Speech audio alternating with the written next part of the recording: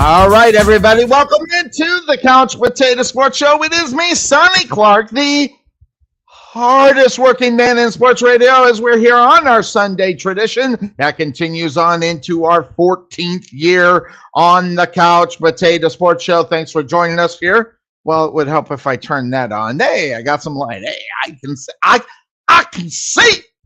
Hope everybody's having a wonderful day here on a Sunday afternoon. Hey, we had the draft.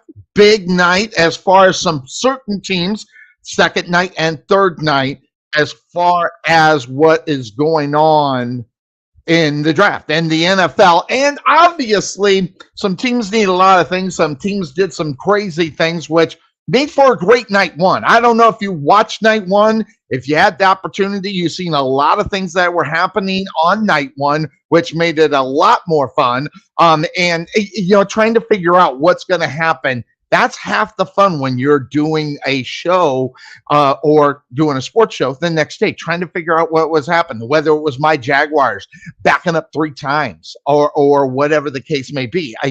What happened, and we got set with what we got. Now, that being said, of course, that's the name of the show. We got him. He is here, the youngster, the man. I got to figure out a good nickname. Maybe outside the name of Z, I don't know. We'll probably give him one. Let me go ahead and bring him on in. And I hope I did this right. I still mess this up. What wrong? Wait, is that, there it is. How you doing, Z? Good morning. Good morning. How are you, Sonny? Well, I got a lot of things on my plate, trying to, and then doing this. I'm taking Monday off because I got some things that I got to get done. But outside of that, I'm doing pretty good. How are you doing, my man?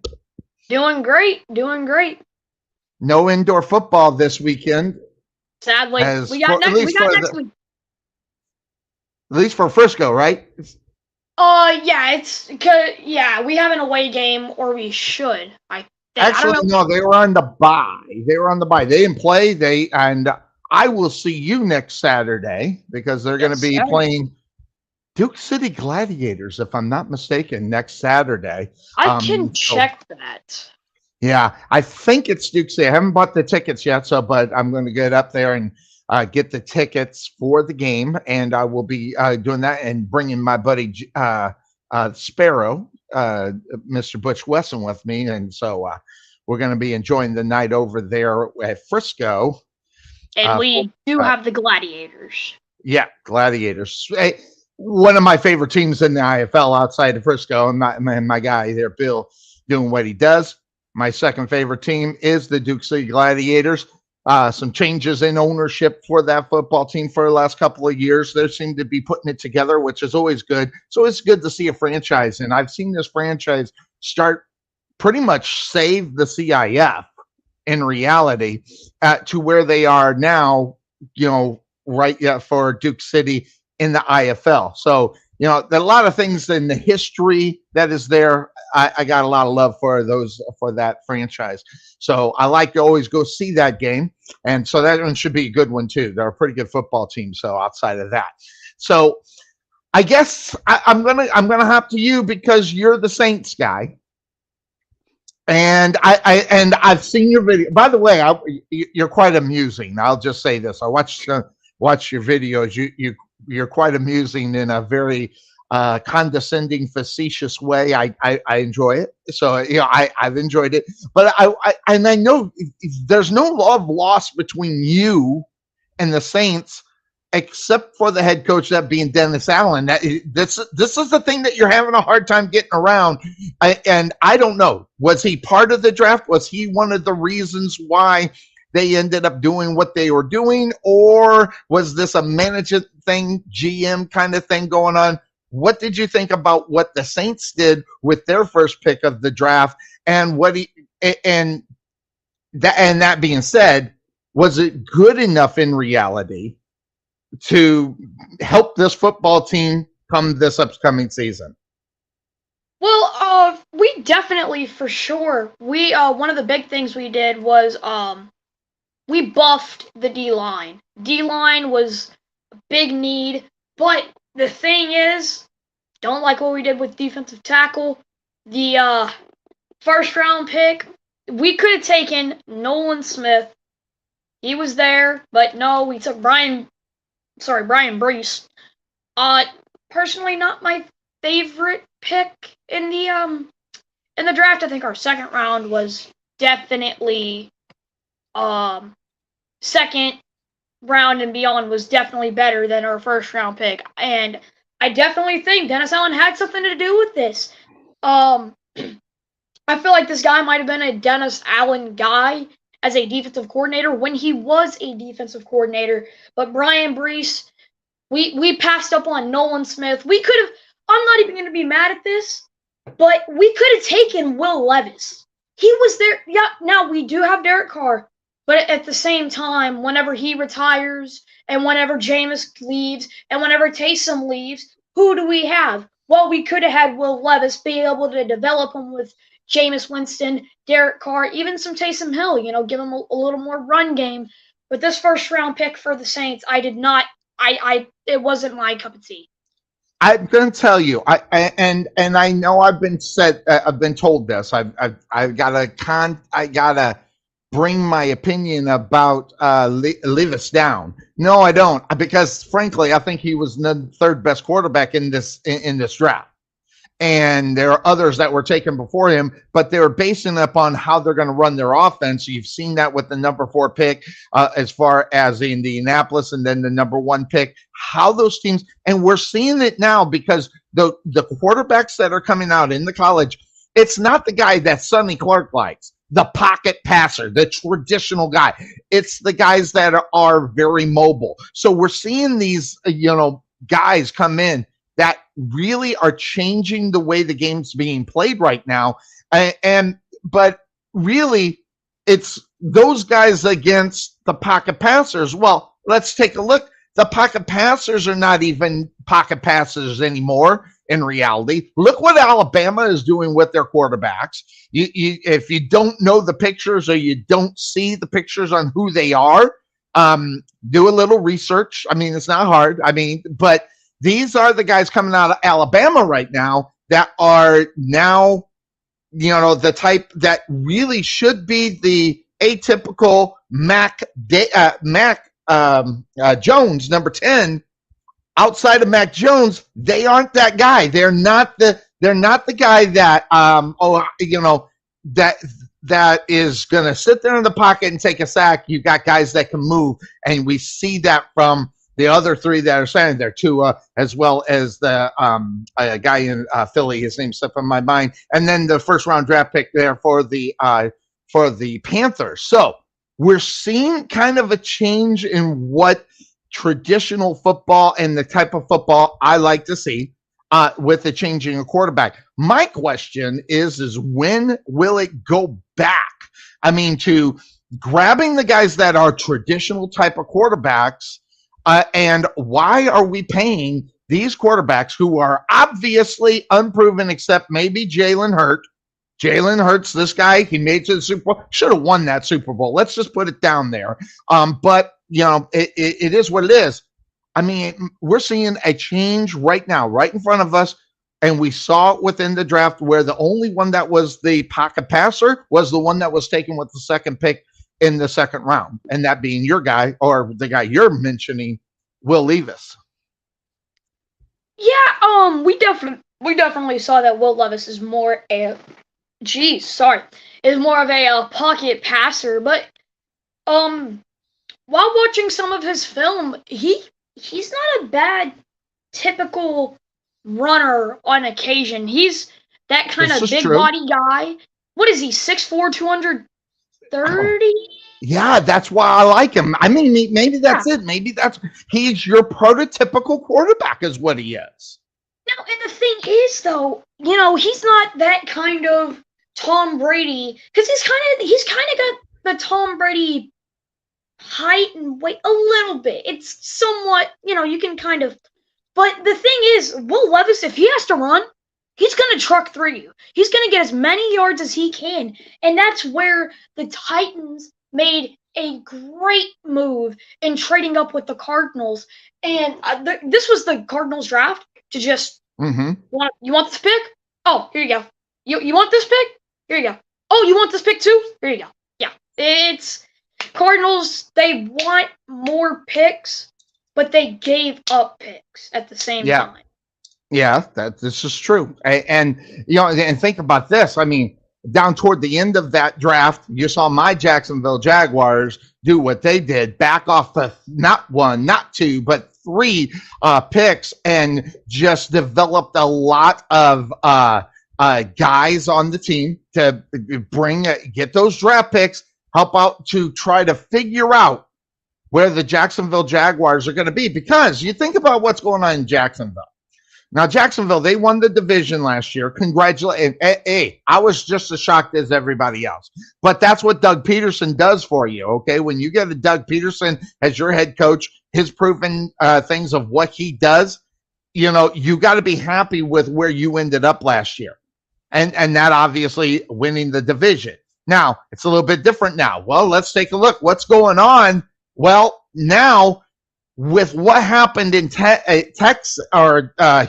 for the Texans, they grab up 2 picks, one being C.J. Stroud. The other guy, I think his name's Armstrong, if I'm not mistaken. I'll get it. I got the picture. But they got the number 2 and the number 3 pick in this draft, okay, which was really good for Houston if they are going to try to make themselves relevant. Let's be honest. They have not been relevant in the NFL for the last 3 years. They are getting around that and getting it set. So you see what the Colts did with Anthony Richardson. Pretty good pick for them. That's not their traditional type of guy, but you still got to take the guy who they think was the guy still at the quarterback position. That's where they went that. Then you got Will Levis. Listen, Will Levis is a guy that ended up being what you call a pick that just worked out for you, where a guy just fell all the way down and you didn't have to jump up too much to grab him. Could that be the answer in Tennessee? I like it. And then you got the guy who's the veteran, who's been in the league for now, 2 years? That's it. 2 years at the quarterback position. These are the other 3 that are going to go that will be rooks. If you go by what's going on, you see that the NFL is where it is. The Jaguars made the playoffs with their guy, Trevor Lawrence. So he's got that much more experience as an NFL quarterback. You got to ask yourself the question when you're moving on and doing what you're doing for the next time. Right now, Jacksonville seems to be kind of the obvious pick to win that division, but the NFL is, you just don't know what you're going to get, right? I mean, we've seen it. I mean, how many times in a row this year where they get that one great big pick and it turns the whole team around? For sure. And the AFC South, now if you look at it, it's probably going to go from being one of the worst divisions to the best divisions. But here's my thing. The Colts, I'm probably not going to be the only person who said this. I think the Colts reached on Anthony Richardson. Now, hear me out. His win percentage in college wasn't that great. It was below 50, I'm pretty sure, if I'm not mistaken. That could have been due to talent. I don't know if those just weren't his kind of guys, but whenever he went to the combine, he went off. But his combine performance really boosted his draft stock. If he didn't participate in the combine, well, we don't know. Maybe he could have even gone undrafted. I don't think he would have. I think he would have been a 3rd or 4th round pick, but he wouldn't have been the number 4 overall pick if it wasn't for the NFL Combine. Right. And the Combine usually does it will either really define who you are or just overestimate who you really are. And that's what happens in the Combines, but because they're all about set numbers for that position. But when you start putting the skills together to develop whatever you're doing, and in this case, quarterback, you don't necessarily need to do this in order to do that. The jumping ability doesn't mean anything to do this, to do that, but it's all about putting it together and how it ends up happening. Now, if I'm not mistaken, and I'm just going by memory, which you can't always trust, but If I'm not mistaken, he didn't play very much last year in the regular season as far as college football is concerned. I really only had one good year, if I'm remembering the right person. I hope I am. He really only had one, and then it really turned about business. And this is one of the things that where the problem with what's going on as far as football is concerned, and the NIL, college, everything else, guys getting paid. Well, they're getting paid, but guess what? They're not now on the college level. If they see that they're going to end up going somewhere, i.e. Richardson, because this guy does not have a lot of even college experience, if I'm not mistaken. Now he goes number 4.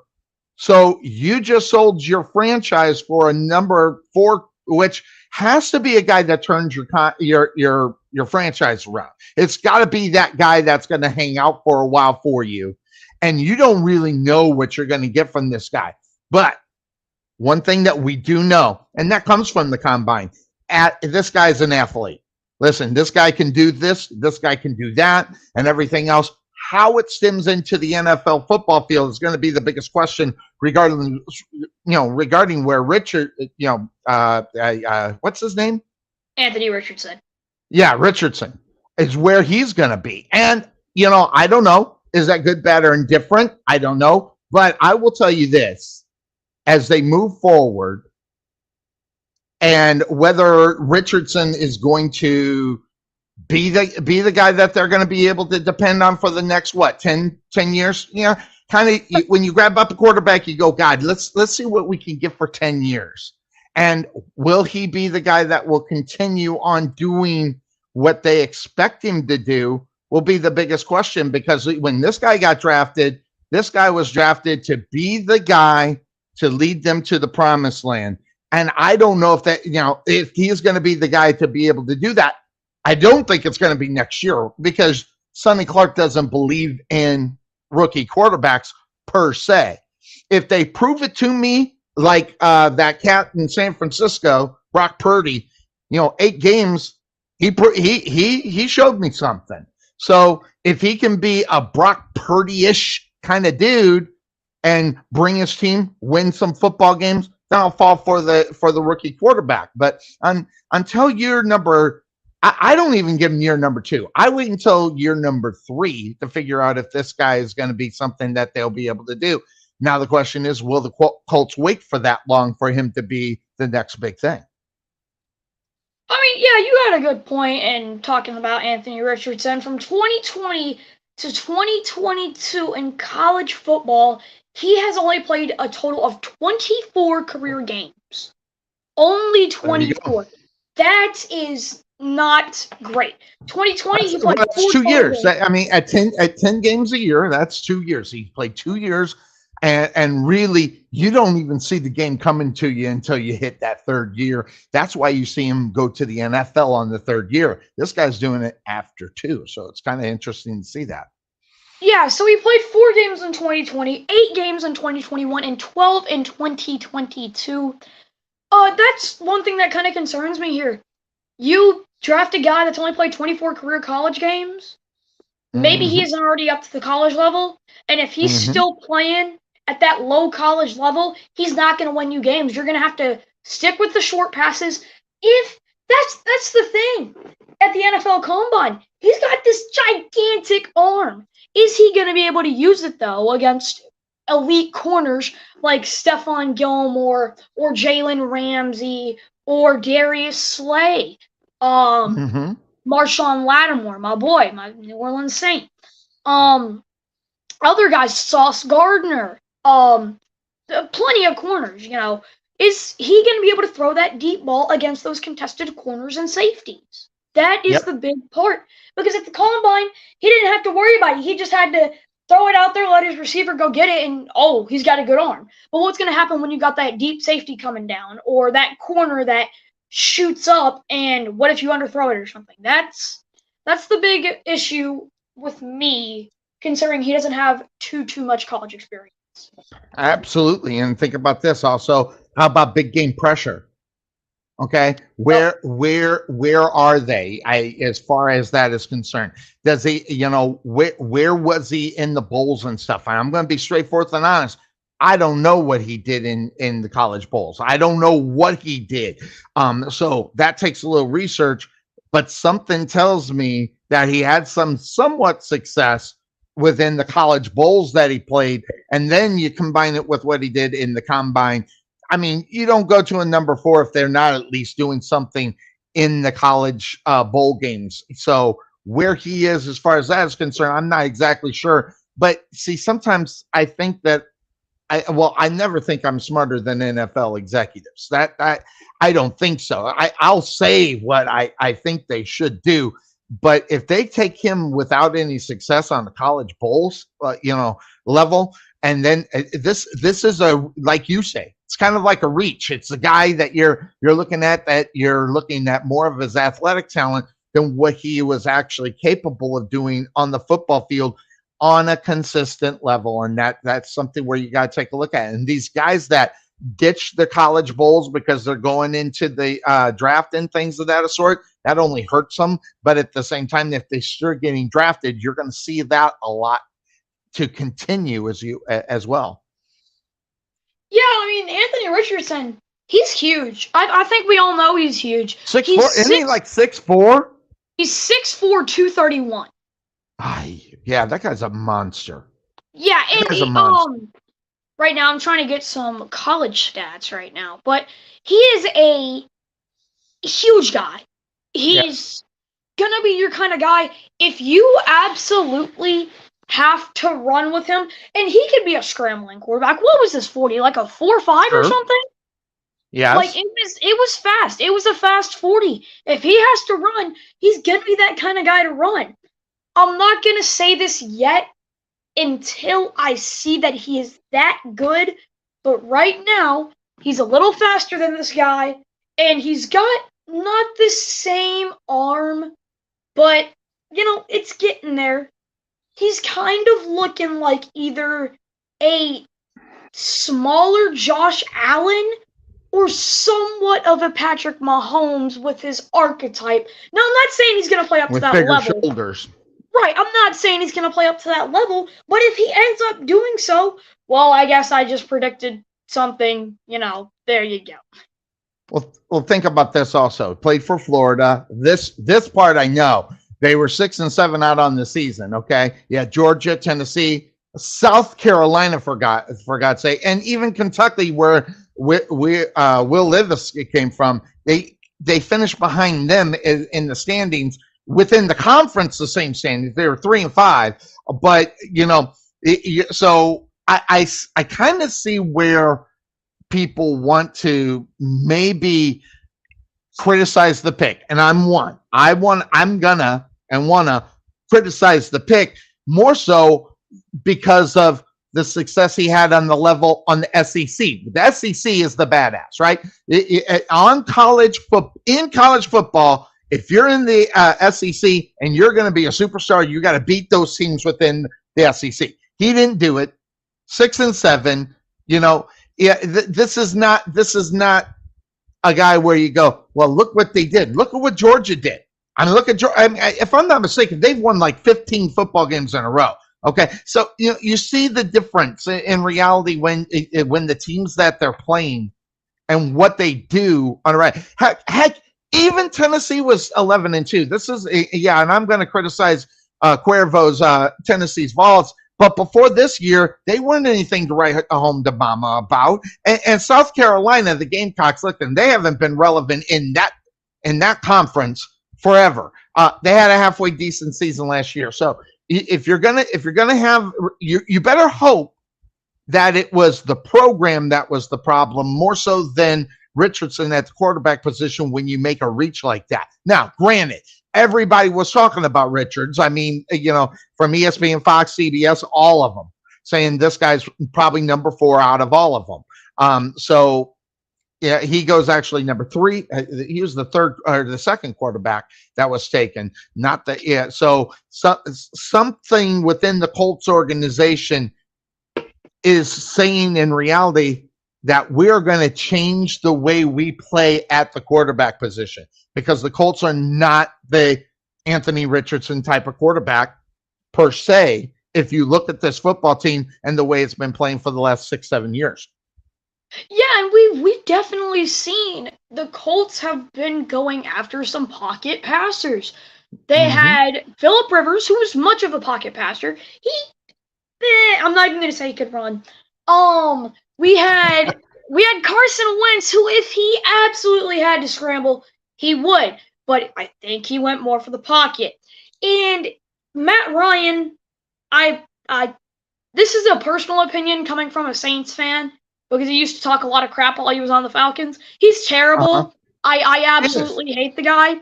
I do too. I think he's horrible.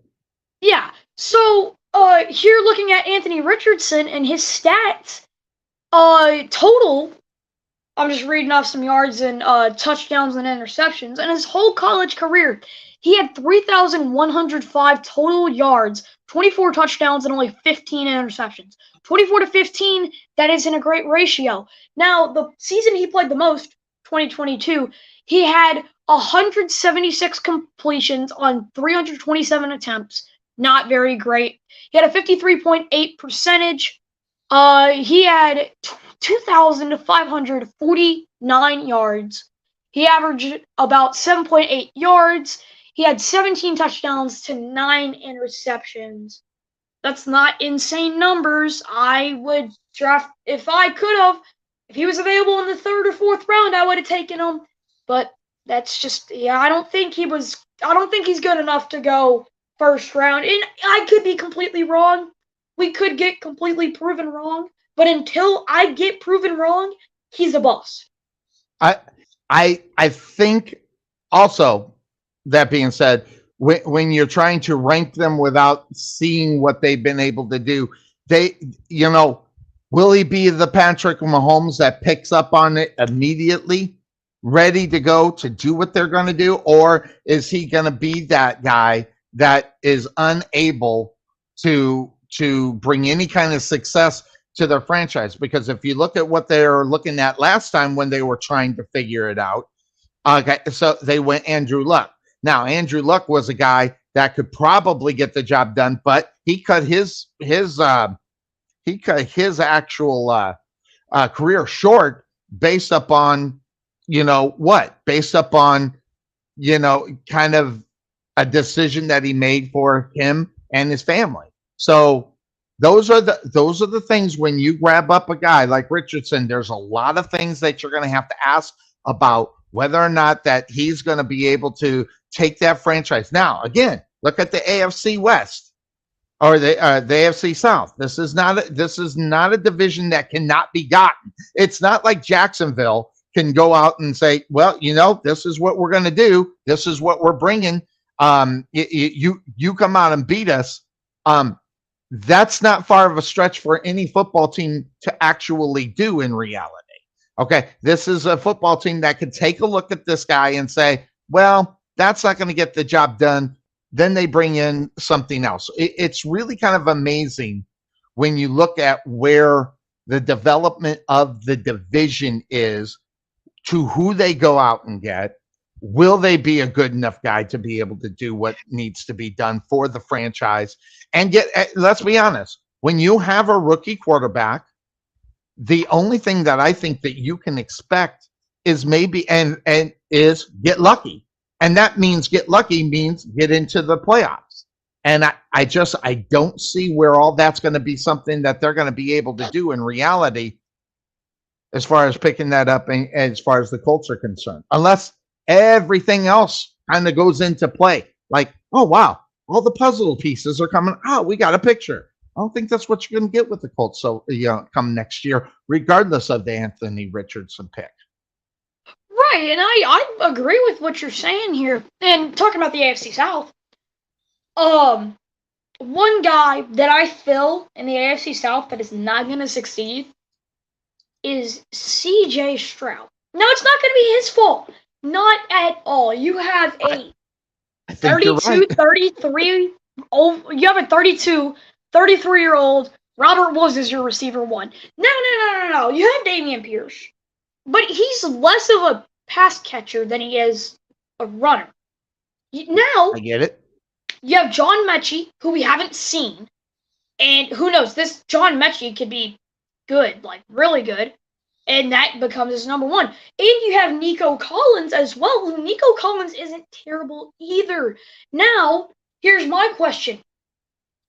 Possibly, do the Texans trade Davis Mills for a wide receiver? Now, what receiver are you going to get? I'm not going to say you go trade, let me try and think of a team that needs a quarterback right off the top of my head real quick. Say Russell Wilson isn't planning out and it's like trade deadline and he still isn't planning out.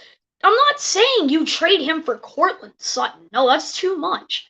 Now, maybe you trade him for a guy like Tim Patrick, possibly, Broncos wide receiver. Very underrated in my opinion. He just doesn't see the field much. Shout out to my Jerry Jeudy, Courtland Sutton, and injuries. Maybe you go out and get a guy like Rashad Bateman. Do they really need a quarterback now, though? No. But still, if Lamar gets injured, they're going to need a guy, right? It seems that he gets injured almost every year. I don't think there's been a year that he hasn't been injured. So you really got to take into consideration what the Texans are going to do to try and help CJ Stroud succeed before he says, okay, nothing's changing. I'm out. I'm leaving. You can give me as much money as you want. I'm leaving. I'm requesting a trade. I'm demanding a trade. I'm demanding a release. I want out. That's what the Texans don't want. And if they don't want that, they got to get receiver help, and they got to get receiver help quick. Absolutely. And that part of the game, where you're going to end up is going to be the big question, as how you're going to utilize the talent. And when you don't utilize the talent, you end up having the problems that, well, let's be honest, this is just the problems that they're going to have going into the season. And I hope for the Colts that it works out. I mean, I hope for everybody who grabs your guy and he is going to be the guy that you're going to talk about is great. Now, having been said, we had the big move as far as before the draft happened, hours before the draft happened. You saw this. You saw the big contract signing. So now the Ravens got their guy. And I find it interesting how people, and I'll say people, look at this and how people don't have a right to criticize this pick. I am falling fastly behind the idea of why someone has the audacity to question bringing this guy back into the fold. So we don't have the audacity.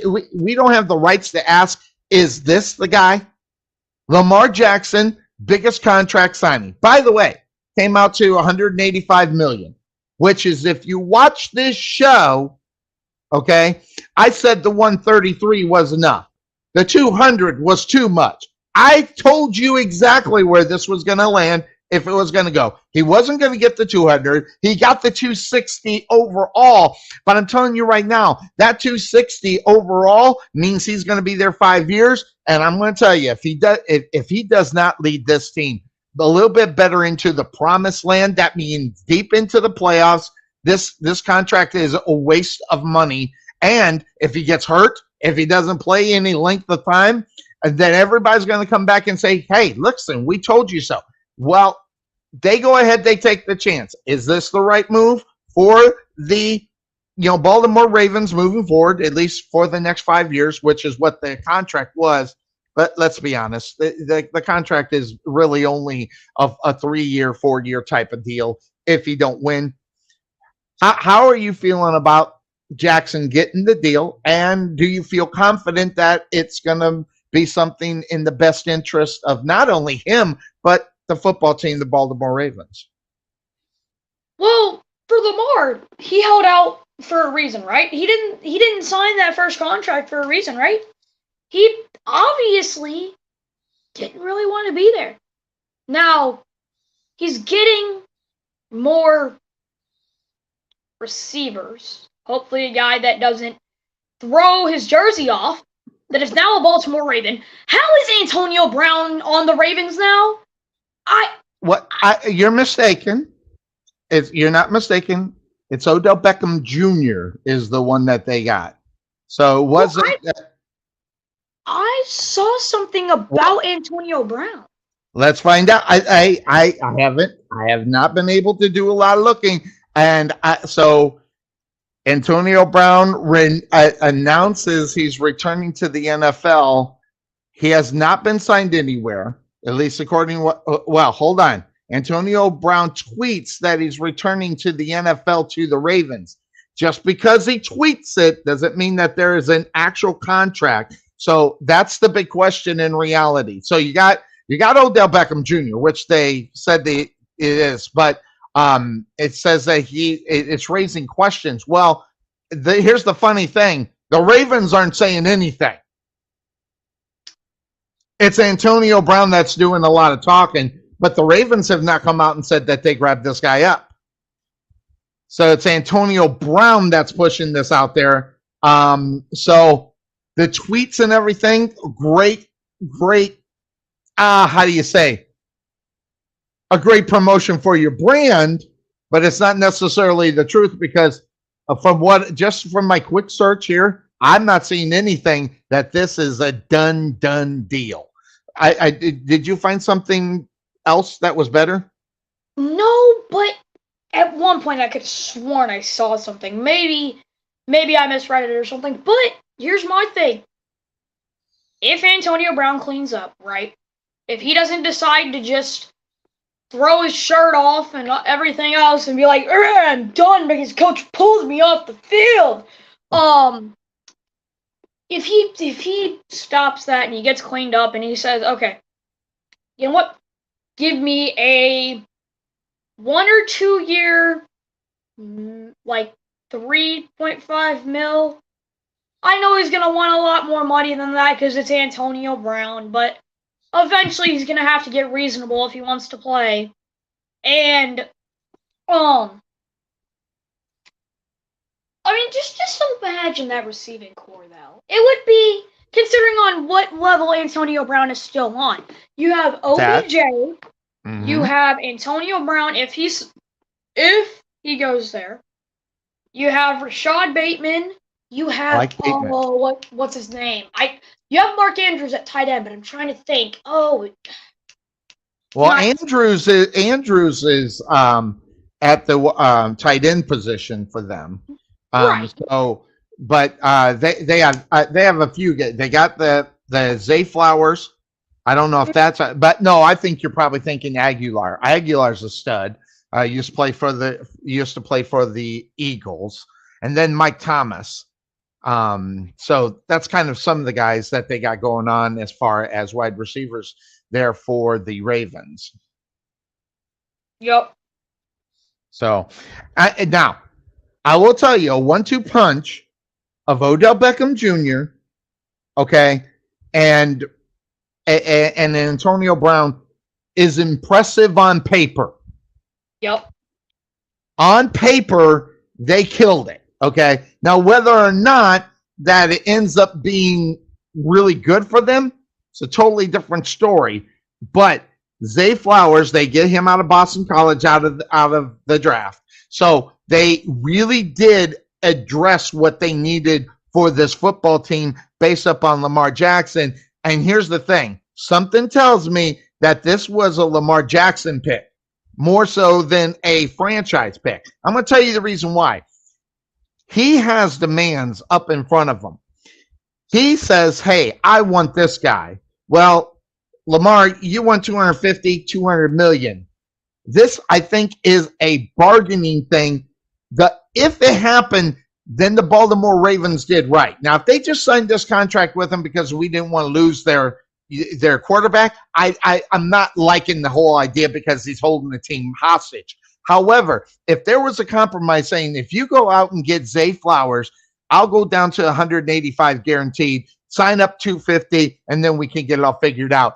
that would have been a good move for the Ravens per se, because he makes the quarterback happy and he gets a guy that is actually a stud at the wide receiver position. Never mind having Odell Beckham Jr. And if that rumor is true, that tweet is true coming from Antonio Brown, that's a 1-2-3 punch that might be one of the best in the NFL outside of Miami. Miami's got a great 1-2-3 punch out there. There's a couple of teams that have a mediocre 1-2-3. They got a good 1-2, but the mediocre, the third punch is a little bit different. For sure. And bringing it up with Miami. This is one thing about Tyreek Hill. He's already announced when he's going to retire. Yep. There's not a lot of time left. And Miami knows this. There's not a lot of time. You don't have a lot of time with Tyreek anymore. And you're paying him money. You're paying him $26.2 million this year. Okay, He's good. I'm not going to deny that he doesn't need the money. He needs the money. He deserves it. Here's the thing. Wait. Did you say what you said? He deserved it? Is that what you said? I don't know. Do you think he deserves $26 million? He deserves it. Okay. All right. So I'm going to have you do. I don't know if he quotes unquote deserves it. He was able to get it. Congratulations. You found a team that would pay you that amount of money. So that's number one. Congratulations. You found someone that can do it. Outside of that, I don't know about deserving. However, Tyreek Hill is a badass. There's no question. I could sit here and say the guy sucks all day long and I'd be stupid. Okay. So I'm not going to do that. I mean, I do have I don't have a lot of intelligence. You can ask Bryce. He thinks I need to get drug tested. But that number two, well, look at that. You get Tyreek Hill. Now, do you play his game and do you really honestly think how long he's going to last in Miami? Listen, I think that's a culture thing. Okay? They love living down there. It is Miami. It's South Beach. It's everything that you want if you're a Tyreek Hill. So, listen, all they have to do is say, hey, we'll give you another $26 million. Will you play? Listen, that guy's signing up. Then you got Waddle right there. Listen, Waddle, I think Waddle is even better in reality than Tyreek Hill as more of being formidable at the wide receiver position. Tyreek is a freak of nature, which you love to have on your football team. And that's because he's just speed up on top of speed up on top of speed. But Waddle, he's just a little bit behind him in the speed. If you looked at, there was a graphic I saw, I wanted to pull it, but the Miami Dolphins speed, every single one of them are under 4.6 on the with the wide receivers, including the guy they picked up in the draft. So when they move forward this year, they got speedsters out there, and I'm just going to say it. God, I'm almost embarrassed. Okay, I'm almost embarrassed. I'm going to say this because people don't understand where I stand on Tua. Okay, they don't get it. I never said that Tua was not going to be a good quarterback. Never said it. I never said it. I said I don't like the timing of bringing Tua into the game, kicking out the guy that was getting them to the playoffs, which in turn, they went to Tua. They didn't make the playoffs. So my point is very well proven. That being said, of course, that's the name of the show. Catch it from 12 to 3 on Sundays, 9 to noon during the football season. When you got a guy like that on your football team, it makes Tua have to get better because he's a different type of wide receiver, that being Tyreek Hill. You can't just throw to a place, okay? Because half the time he's going to outrun the defenses. He's going to outrun the pattern or the play. And you got to be able to modify how you're going to throw the football. And that's what I've been seeing with Tua. He's been modifying himself. He was it. Listen, say whatever you want about Tua, and I've bashed him enough myself. That guy was in the running in reality as far as being talking about player of the year, the MVP. He was in the talks. You look at the numbers. That's all you got to do. He was hitting Tyreek, finding Waddle, finding his other guys out of the backfield. He was doing what he was supposed to. Listen, over in the AFC right now, you got Buffalo. They're the reigning, defending, champions in that division. You got the Jets making the moves that they're doing in order to get to where they might be able to. Then you got Miami. Miami's going to be digging on a lot of people of those two behinds, depending on what's going to happen with the Jets. Will they turn around? Will they be Aaron Rodgers-ish? We'll talk about that in just a moment. But then you got, Allen doing what he's doing. Tua, I think, can keep up with both of them based upon him being healthy. That's going to be the big question. That's where Miami's going to have to decide whether or not where they stand. But what they really need to do in Miami, and I don't know who it is. So I was saying they better have a backup quarterback plan. And that plan has got to be not just a retread. This has got to be a guy that can take over your team based upon how long that Tua can be out, especially if and when they are in a playoff run. You got to be able to have a guy stand in there and take over the reins. So that being said, and I can't believe what I'm going to say. So I'm going to ask, we talked about him last week. And the more I thought about it, the more I think it might be the right thing to do for Miami is they need to go get Cam Newton. And they need to go get him because that's the offense that they're running. That's what they can do. And I don't think I can think of anybody that can be able to be gotten that could be better in that offense than Cam Newton. I can't believe I'm just saying it.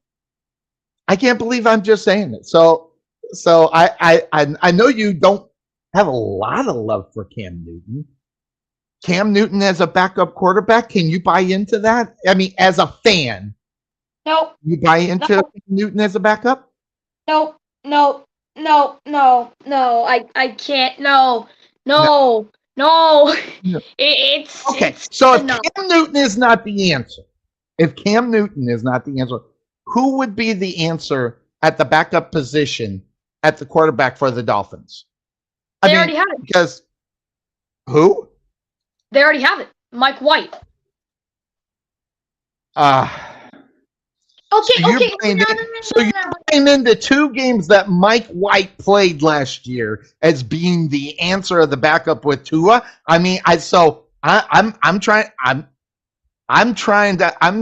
not buying Mike White. I'm just not buying it. Never mind the fact he's got a more injury problem probably than Tua because Tua's is in the head. The other Mike White, he's got a knee problem because he blew out his knee. I mean, so I don't know. So, well, here's my thing. Mike White just can't catch a break from Matt Milano. Remember when he got shot by Matt Milano? Yeah. And now he's still in the AFC East. So, maybe you start Skylar Thompson instead. I don't know. But here's my thing. You have a lot of fast receivers. You have Tyreek Hill. You have Jalen Waddle. There's Robbie Anderson? Yes, I do. I know of him, yes. He changed his name to Chosen Anderson. I did not know that. I don't pay attention to people who change their name on a whim. I don't. I'm sorry. I'm looking through the receiving core and I saw that. I was like, what? Anyway, he's pretty fast too. I just think he's pretty quick. Absolutely. Yeah. You got Braxton Berrios, pretty quick as well. He's probably gonna serve more as a kick returner though. Definitely. Yeah, he's more of that kick returner kind of guy. But you have Skylar Thompson, which we saw some of him. Really and truly, we saw a little bit. You develop him, yeah, make him your starter. If Mike White doesn't plan out, which I don't think he will, I don't think he will either. He'll probably get speared by Matt Milano again and break every one of his ribs. And you really gotta think, do they go for a guy like Davis Mills? No, okay, wait, I just realized how stupid I sounded. Why did I say go after Davis Mills? Okay, if that's your last resort, you go after Davis Mills. Let me rephrase that. If that's your last resort, you go after Davis Mills. Okay. I kind of like Davis Mills. I think he was just on a bad football team, just not the right place for him. That could be a good gift for a good football team as a backup quarterback. So I didn't think of him. That's probably not a bad idea. I mean, he's better than Mike White, and he's better than Skylar Thompson. I would think so. Would think so. That way, you have 4 quarterbacks, which that's a lot of quarterbacks. So that's a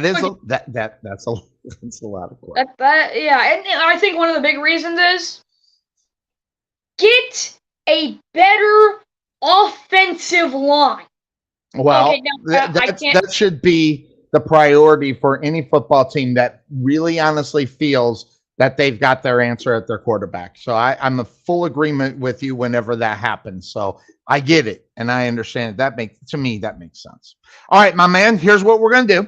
Okay. We're going to go to break up just a little bit early because I have to hit the head and get some more coffee. So we got to get that done. So that being said, we're going to take the quick break here on the Couch Potato Sports Show. When we come back, we got a lot to talk about. We'll do that here in the next 5 minutes. We'll be right back. At Wesson General Contracting Incorporated, we're your one-stop shop for all your general contracting needs. We are locally owned and with over 20 years of experience, so roofing, gutters, sidings, fence staining, painting, foundation problems, or roof damage are no problems at all. Give us a call at 214-200-5588. That's 214-200-5588. Wesson General Contractors. The prospect of retirement can be exciting and scary at the same time. At Nest Egg Wealth Advisors, we have found many people either approaching or currently in retirement fail to truly maximize some of the benefits offered to them, primarily Social Security. What is it? How does it work? It's simply not a benefit that you start receiving at age 62. Because these decisions are so important, my firm has assembled an informational packet on Social Security. If you would like a complimentary copy of Social Security Maximization, please give our office a call today at 972-412-6064 or visit us on the web at nesteggadvice.com. At the Jerry Bullet Training Center, we are a motivated team of coaches with the mindset of helping you achieve and reach your highest goals. Having developed and trained over 100 Division I athletes as well as Division II athletes, even professional athletes, the Bullet team definitely has the knowledge and mindset to take you to the next level. Check out our new 22,000 square foot facility and 3,000 square foot weight room, along with 4,500 square feet of outdoor turf and covered training area, along with football and soccer fields. Contact Melvin Bullitt at 214-326-7853 or visit their facility just outside of Waterview at 8900 Princeton Road in Rowlett.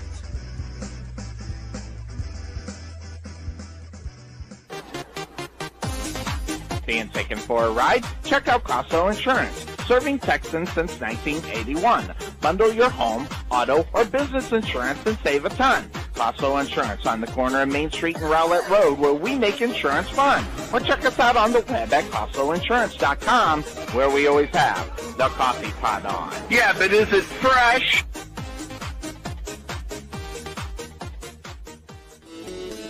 There is nothing that beats good home-cooked barbecue.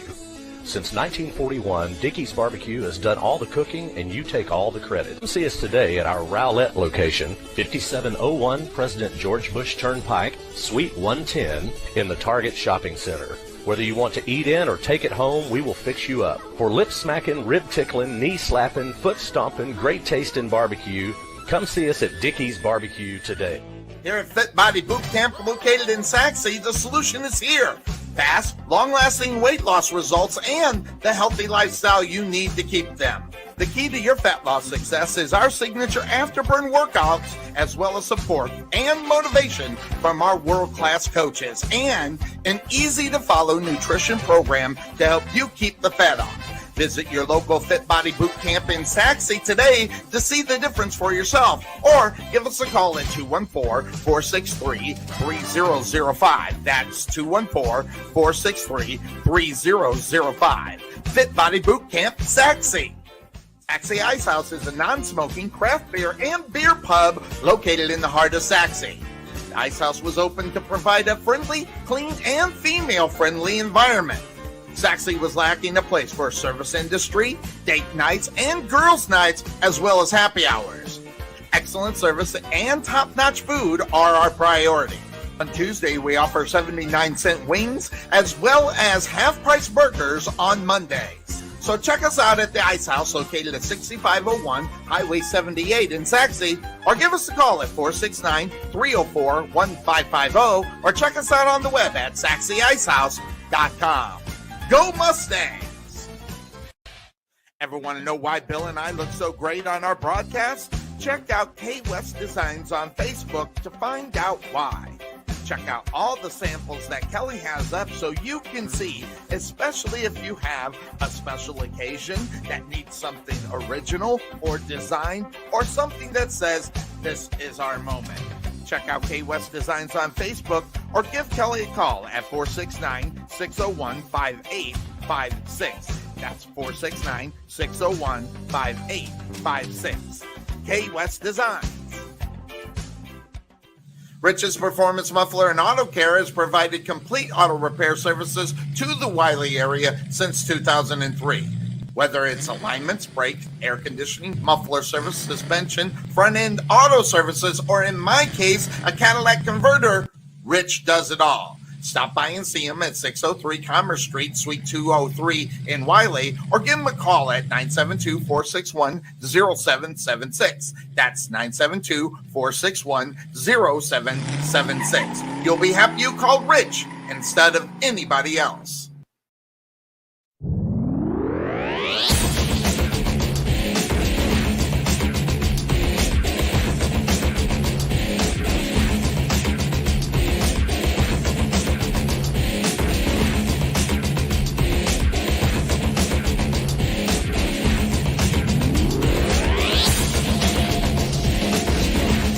And welcome back into the Couch Potato Sports Show alongside Z. I'm Sonny Clark, the hardest working man in sports radio, joining us 12 from 3 in the off season of the NFL, and then 9 to noon during the regular season, where we look at all of the games each and every week on a Sunday, from Sunday to Monday.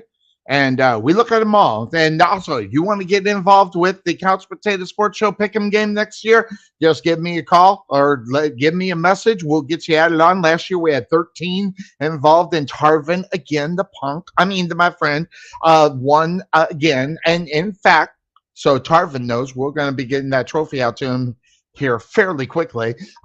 So that being said, he had 2 of them in a row. I won the playoff Pick'em. Not this season, but last year. This year, we didn't have a playoff pick'em because in order to get that trophy, you got to be the one and only in the playoffs to get that trophy. And yeah, Sonny Clark got it 2 years ago. No one got it last year. It was against Tarvin and my brother, DC Dennis Clark. So that being said, also, guys, look out for the Couch Potato Sports Show's coverage of the Saxe Mustangs coming up. We're getting ready for that season, working on some new sponsors that are going to be coming in for the team this year. Looking forward to having them a part of the team and as part of the broadcast. It's going to be a lot of fun. It's something that we do every Thursday and Friday during high school football time. I would hope and love to see if we can get into the playoffs and stretch our legs a little bit in the playoffs. So we'll see if that ends up happening this year with the Saxe Mustangs. So that being said, that's the name of this show. We are, listen, the draft was a big deal this weekend. There is no question. The draft was one of those things where you saw some teams do what they needed to do in order to get there. So I think, as far as what teams did in order to get where they were, there were things that happened that they had to do and things that had to be looked at. So what happened? Well, we had Lamar Jackson get that thing signed up, but even a day before that, you saw it. Yes, that's right. Aaron Rodgers, 15-round draft pick and 70th pick in 2023, go to the Jets from Green Bay. Now, Green Bay, what did they get? The 13th overall pick, which we saw in the first round. Then in the second round, they got number 43 for that pick. Or I'm sorry, the 42nd pick. So, and then 2000 and number 207th as well. They got a lot of draft picks for Aaron Rodgers. So Jordan Love now is going to be taking over this football team in reality to see if for somehow that they can make a play in the AFC East. Now, we were just briefly talking about the AFC East and what we think that could happen in the AFC East. So I guess I'm going to ask Z about this. The pickup of Aaron Rodgers, listen, if you don't think that that's an improvement, you just hate the guy. And I understand that. I kind of hate him too. I think he's a punk. I don't like all this fancy crap that he does, sleeping in the dark, all that crap. I don't buy into any of that crap. I don't think it helps you out. He just wants to be eccentric, and I could give a rat's big fat butt if you're eccentric or not. I give a crap what you do out on the football field. Say whatever you want about Aaron Rodgers. The guy gets the job done. However, the Jets get him. That's a regular season thing, but what they do in the playoffs is going to really be what they do. So first of all, I'll ask Z, do the Jets make the playoffs? And if they make the playoffs, do they go deep at all in the playoffs with their new guy at the quarterback position? Well, they could go to the playoffs. If they go to the playoffs, they are going to make it sub 500 like the Bucs did. Okay. That's one thing. Because of the Bills, of course, and the Dolphins, of course. So, really, realistically, you could go 9-8 and have a terrible AFC, which probably isn't going to happen. And you make I don't think so. Yeah, or you can have Rodgers play his butt off and make the Jets go 10-7 or 11-6 and definitely make the playoffs along with the Dolphins and the Bills. The only way I see the Bills or the Dolphins not making the playoffs, injury of either Josh Allen or injury of all the Dolphins QBs. We don't see Josh Allen get injured too much, so I think Josh will be fine. But even so, the Bills are always contenders. Always. All it takes is signing a decent quarterback, and you got yourself your decent quarterback. You have Damian Harris in the backfield. You got Dawson Knox. You got, what's his name? He was drafted in the first round. Dalton Kincaid. Yeah. I think so, yeah. Yeah. Yeah, You got Dalton Kincaid. You got Stephon Diggs. You got Gabe Davis. Weapons. Weapons. We'll go with weapons. That's what you got. So the Bills are almost always playoff contenders. And I think that's a big reason why they always make the playoffs. I could see 9-8, 10-7, or 11-6. And if they do make the playoffs, I see either a wild card exit or a divisional round exit. Man, think about the AFC, East and West. Okay? Forget about the North and South, okay, just for right now, but just East and West. If the Patriots can turn around and have a good season with Bill Belichick as their head coach, they make a play for the playoffs. Okay. And if the Jets make a play for the playoffs. Last year, the NFC East got 3 teams in the playoffs. In the AFC, I don't see 3 teams in any division making the playoffs. Just based upon who's in there, who's playing, and what's going on. The only place where I think only 1 team is going to make the playoffs would be the AFC South. But outside of the North, East, and West, I don't think any one of those divisions are going to get more than 2 in each one. So that being said, of course, that's the name of the show. You got teams that have an idea of making the playoffs. Are the Chargers going to take the step forward? Are the Raiders going to take the step forward? Broncos with their new deal going on, they got their quarterback, they got their new, they got everything they want with their new coach and everything. And the AFC East with the 4 that are over there. I mean, my God, you're talking about a conference in the AFC that there's going to be some teams going to be left on the outside looking in there, Z. At least that's what I think. Oh, yeah, there's definitely going to be some good football teams that aren't going to make the playoffs because of how good everyone else in their division is.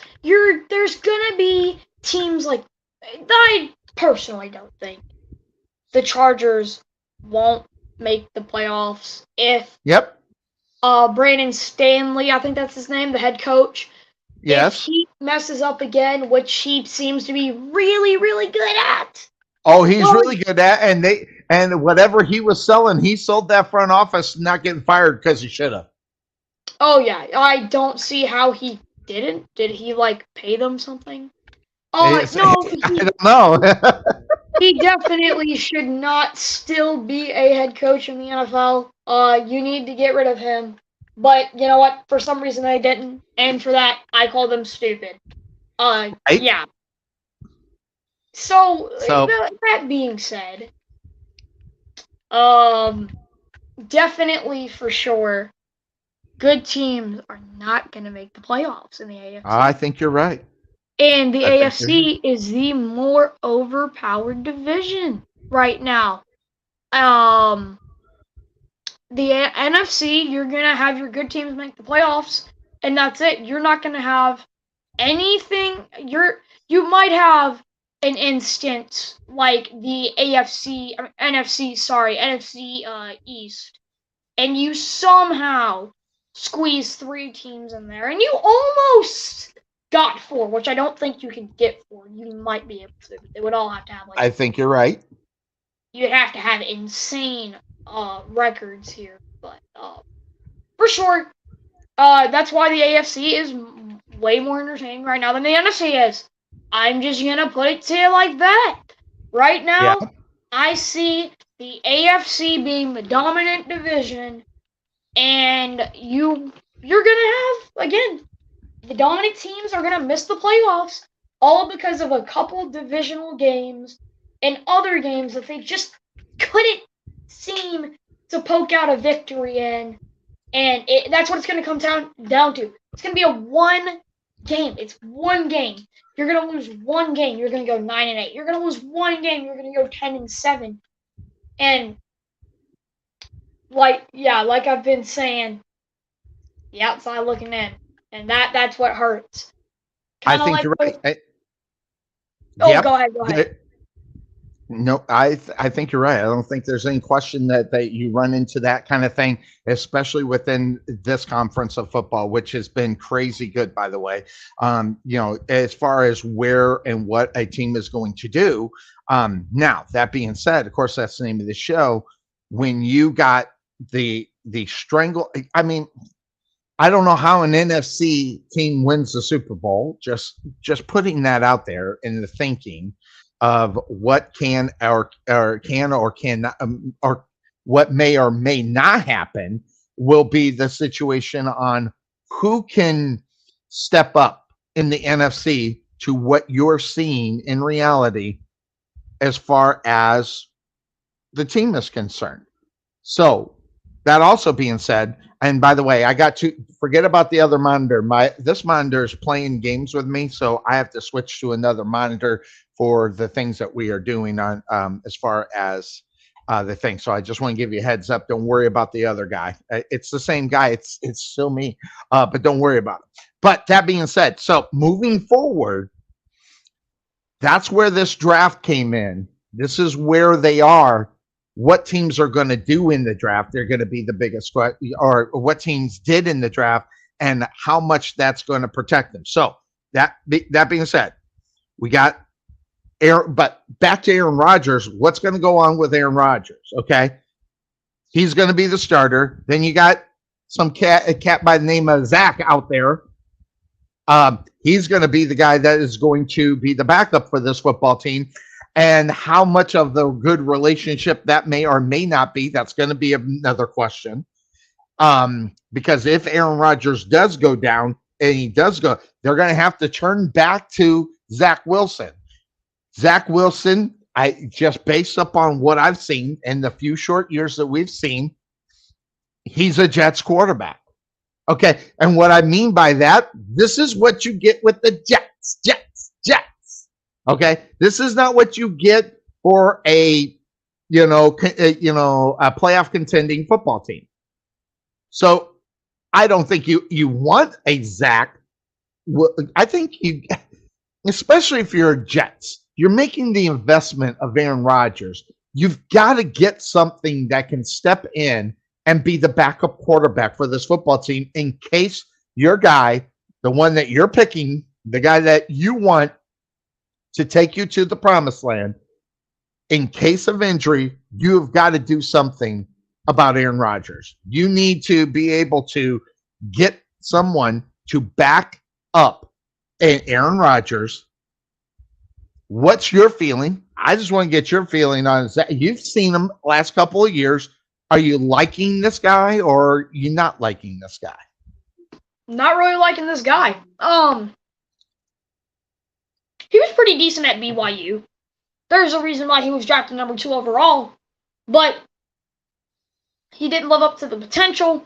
And a decent part of that could have been the offensive line and his lack of weapons.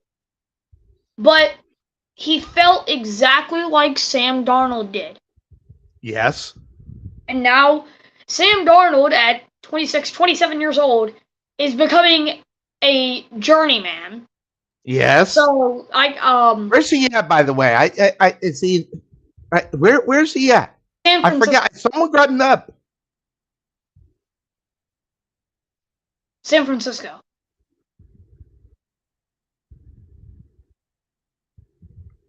What team? The Niners. Oh, the Niners picked him up. Well, there you go. Oh, and then if anybody can do anything with a quarterback, that'd be the head coach over there. Seeing that he's kind of like that guru at the quarterback. If anybody can make him better, it's going to be him, or this guy's just not going to make it in the NFL. It's going to be a short career for him, especially if he can't pick up and be what they want him to be. So that's the big thing. Now, that being said, the draft. Let's get back to the draft because there were big news at the draft, okay? And one of them was this, as you've seen with the second pick. I mean, you get the C.J. Stroud. Now, this was what everybody was talking about. Was it going to be the Panthers to take this guy? Well, no, it wasn't the Panthers. C.J. Stroud ends up in Houston, and then Houston turns around and grabs up the next pick, trades up with the Cardinals to grab up this guy because they knew the Cardinals were going to go after this guy, just so everybody knows. So they grabbed him up. They get a nice 1-2 punch. So Houston, let's just say they got the 2 top studs in this division or in this draft. In reality, offense and defense worked out pretty good for them. What do you think about Houston and what they did in this draft, especially that move to get up to that number 3 spot? Was it worth it? Was it not? What do you think?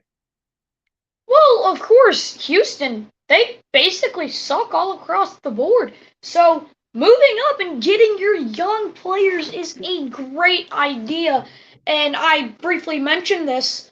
You definitely need another receiver or two receivers.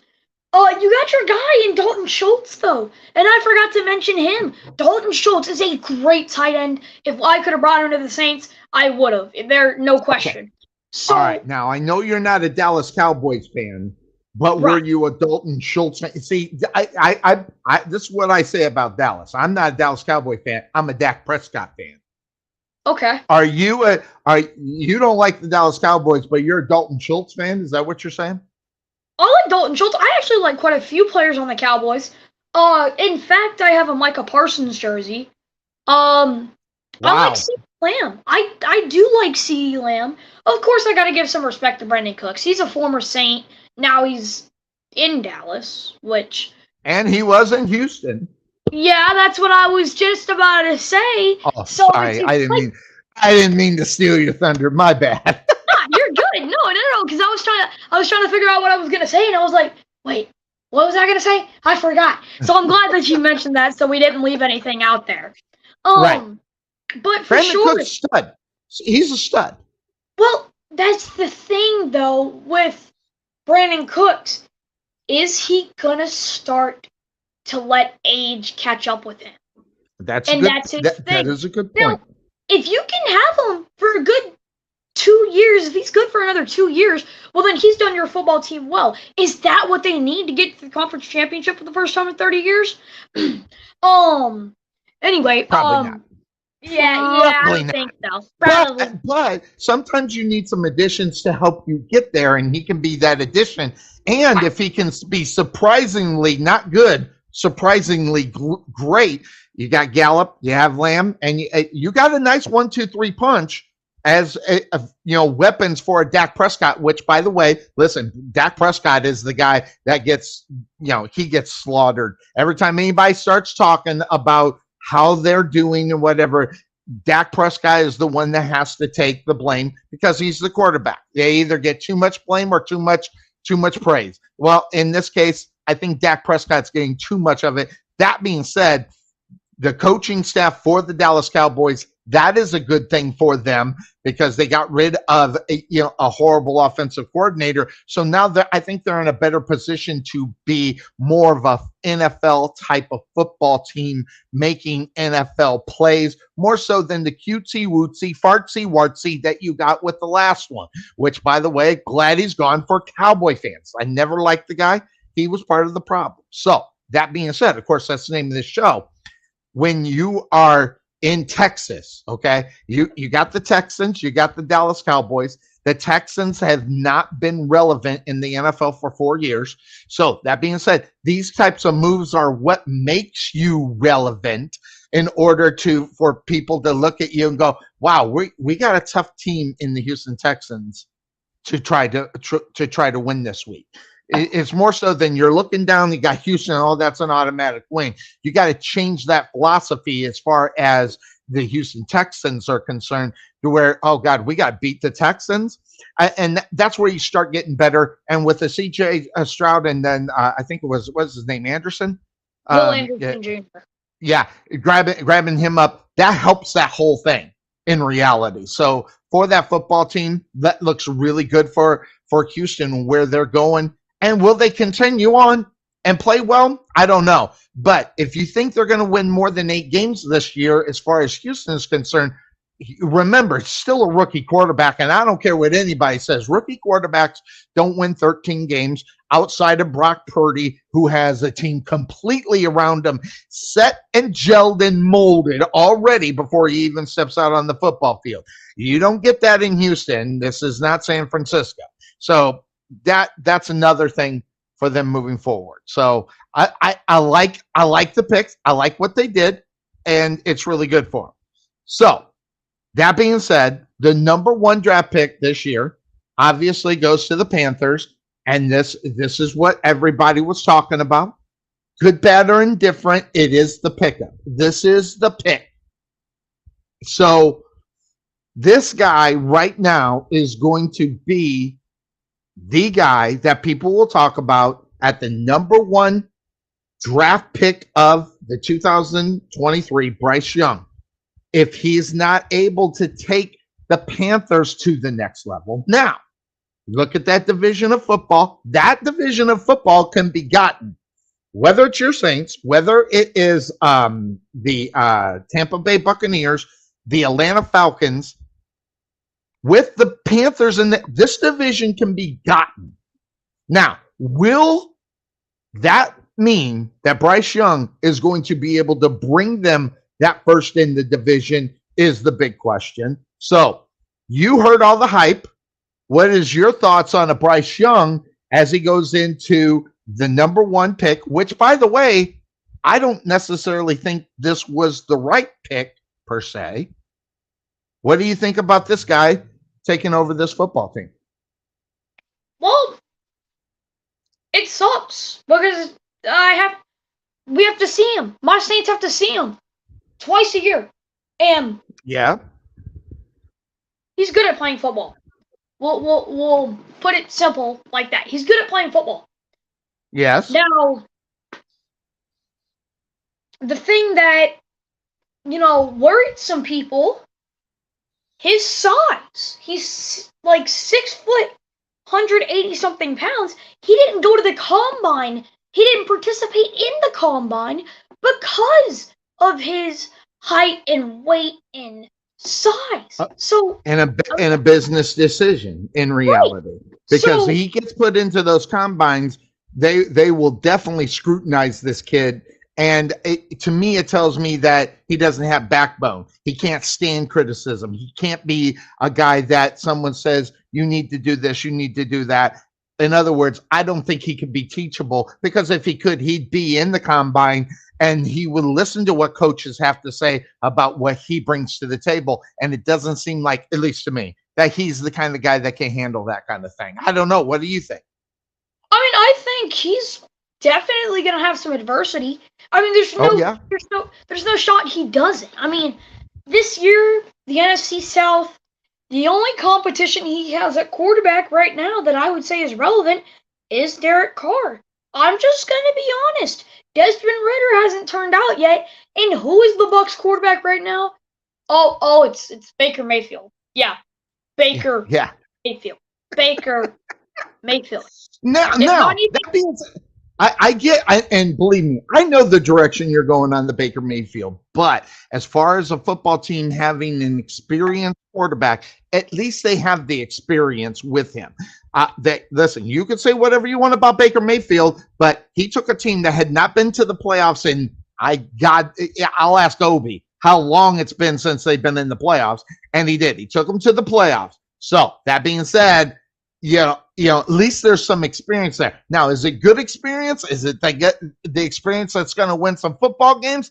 I don't know. That'll all depend upon coaching and how much everybody gets along. And that you can say whatever you want. If there's no continuity in the football team, i.e. chemistry, especially on the offensive side of the ball, it's going to make a difference on what and could happen, week to week, through week 1 through week 18 of the NFL football team. So we'll see how that relationship develops, because I think that's an important one for the Bucs.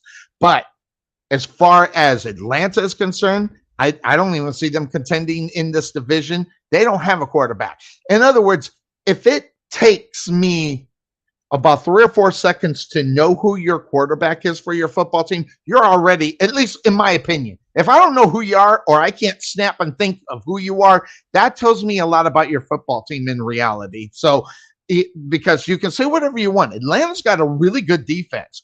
They only have a real good defense for 2.5 quarters, because then they're out on the football field too long. And then sooner or later, that falls off. And then guess what? They don't win football games, lose games in the fourth quarter. That's what happens when you don't have a good quarterback to keep the momentum going for your football team for a full 4 quarters, to where the defense can get their rest and not lose your football game. You need that quarterback that can do it. Atlanta's not there. So Atlanta's completely out of the picture. Tampa Bay is only in the picture because of the experience from Baker Mayfield. So that being said, when you look at the Panthers and your team, I looked at the division and I asked myself, I can't see more than one coming out of this division. I don't know if your Saints aren't going to win it, they got to figure out how they're going to win enough games to make it as a wild card. Yeah, and I think a big part of that is one thing we got to do and I will scream it out right now. Okay. Fire Dennis Allen, please. You got to make a poster just like in the WWE, and you got to put it up. So next week, you make sure you bring your sign. Get rid of Dennis. Now, that being said, Dennis Allen ain't going anywhere until at least week 6 of the NFL. So you got to stomach him for 6 weeks. And then, Lord forbid, if they win a game or two, it might even be longer before, if it happens during the season, you might be stuck with a Dennis Allen, the guy you don't want there. So, and by the way, we talked about you don't like him. Who's your guy if it's not him? Man, that's a really good question. Did I ask you a question you didn't think about? No, I genuinely haven't thought about this, but I do have someone in mind. Okay. I have someone in mind, and I can't believe I'm going to even say it, but I even have someone in mind. Who you got? Okay, I think I know who you're gonna say, and if you say it, we're not gonna get there right now. Right now, I'm gonna say our offensive. I don't think you and I are on the same page as who should coach the team. But go ahead with yours because I know you won't think of my guy. Well, I genuinely might, but we'll go with this. Our offensive coordinator seems smarter than Dennis Allen, and I like the plays he calls on offense. If he learns a little bit of defense, maybe a little bit from Dennis Allen, well, you know what? We could have a pretty good dang head coach, and it would be better than Dennis Allen because at least we would have a working offense, and we have some veterans on the defense that could probably call defensive plays on their own and teach the young guys, and we win football games. Okay. So just don't say Lovie Smith or Cliff Kingsbury. Nope. Now, mine is a former head coach in the NFL, and somebody picked him up, but it wasn't in the NFL. So my guy was in the NFL. Now he's on the college level until he gets the call on the NFL. So who's your guy? Our offensive coordinator. Well, that's who mine was a head coach, but who's your guy at the head coaching position for the Saints if it's not going to be Dennis Allen? Like I said, it's got to be our offensive coordinator. Where's the name? Who do you have your spot?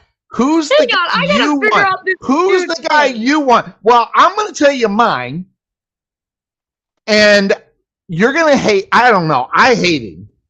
So I don't know if you're going to hate him, but I hate him. It's Cliff Kingsbury. And the reason why I say that is because it's different from the Cardinals. Listen, I know why they grabbed him up for the Cardinals to do what they did with their quarterback. Completely get it. And I understand the pick. It was never good. And but here's the thing. Cliff Kingsbury, with what they got at the running back position for your Saints, what I think it does, it offsets your quarterback from being a quarterback that has to be the running quarterback, which is not your guy. You say whatever you want about Derek Carr. This guy's not mobile. So you need to give him some outlets that are mobile because he's not. And I hate to even say this, Cliff Kingsbury. I have a tough time with his name. Maybe it's because I don't believe in him too much. But what he can do is he can bring different plays to the game for Derek Carr in order to be successful with Derek Carr being that pocket passer and using the outlets at the running back position. And obviously your guy, big. Well, is Michael Thomas for real? Was he doing business? Was he actually injured or was he hurt? So this all depends upon the idea that you got a Michael Thomas that's going to buy into a Derek Carr. Everything I've read, all the interviews that I've seen regarding this situation, he's buying into it. Now, whether or not that's a good thing, bad thing, or whatever the case may be, I just can't think of anybody else really in reality that steps in with an offensive mind that can work a whole offense, because what Kingsbury was able to do was draw plays that were good for a quarterback that could run the football, meaning a moving offensive line. You say whatever you want. He was able to do that. Now you got a guy that can develop a moving offensive line to help not the quarterback, but actually help the running backs and and get them some passing yards. I like me some Cliff Kingsbury in New Orleans until they can actually sign the big guy, whoever that might be. I just don't think there's a lot of people wanting to take that job right now. You just gave me a whole bunch of more faith in Dennis Allen than I've ever had in my entire life. So you like him better than Cliff Kingsbury, then, I think. I don't want an air raid offense. No. I finally found out our offensive coordinator's name, and it was on the tip of my tongue. I want Pete Carmichael to be our our head coach. That is who. He's already on the coaching staff. All right, he's already there. And what we have talked about in the NFL, what kind of league is this? Not for long. What have you done for me lately? Kind of thing. I mean, what has he really done? I mean, because if he was so successful and he was so good, wouldn't you think, and I just say, wouldn't you think, that you would get some more wins for your football team? I don't know. Maybe it's me. Maybe it's just one of those things where you got to ask the question. They do say defense wins championships. And that's our thing. I don't think our defensive coordinator was doing their job to call up the right plays to have the defense hold the offense. So the offense can score as many points as they want. But if the defense is letting up more points, you're just going to lose football games. Our offense could have put up 50 points one game, and we could have lost 57-50 because of the fact that our defense kept giving and giving up points. And 3 and outs. How many 3 and outs did they have? A lot of 3 and outs last year. So that being said, is it coaching? Is it personnel? But it all boils down to this. You gotta be able to bring it, especially if you're going to go there. I don't know. You could say that about Cliff Kingsbury. The guy. What have you done? I don't know, but I don't. Young football teams can react to a Cliff Kingsbury. That's the problem with Dennis Allen. Dennis Allen, listen, he's old school. There's no question about that. He's old school coach. And these young players do not like these old school coaches. They want those new school coaches. And Cliff Kingsbury is that kind of thing. And listen, Cliff can get you 8 wins. Okay? If you're you're going to take that all day long. Right, because you're that bad. Listen. Hey. You cannot expect your Saints. Okay, so I'll ask you, how many games do you think the Saints are going to win? Based on our schedule this season, 12. Huh? 12. Our schedule this season is one of the easiest it's been. Uh-huh. It's either 11 games or 12 games. Here, let me pull up my schedule. What? I know, Bryce. I mean, 12 games. This is, what this is like? It's like going and talking about Deion Sanders making it to a playoff spot or a college bowl game that's worth a damn nickel, or even making it there in the first place. And you're talking. See, so now, I got to know. Is that the homer in you? Talking about that, are you really just within your division? You think in this division, regardless of how weak the schedule is, that they can actually win that with your guy Dennis Allen at the head coaching position? You know what? There is no way Dennis Allen can mess up that bad. He is bad.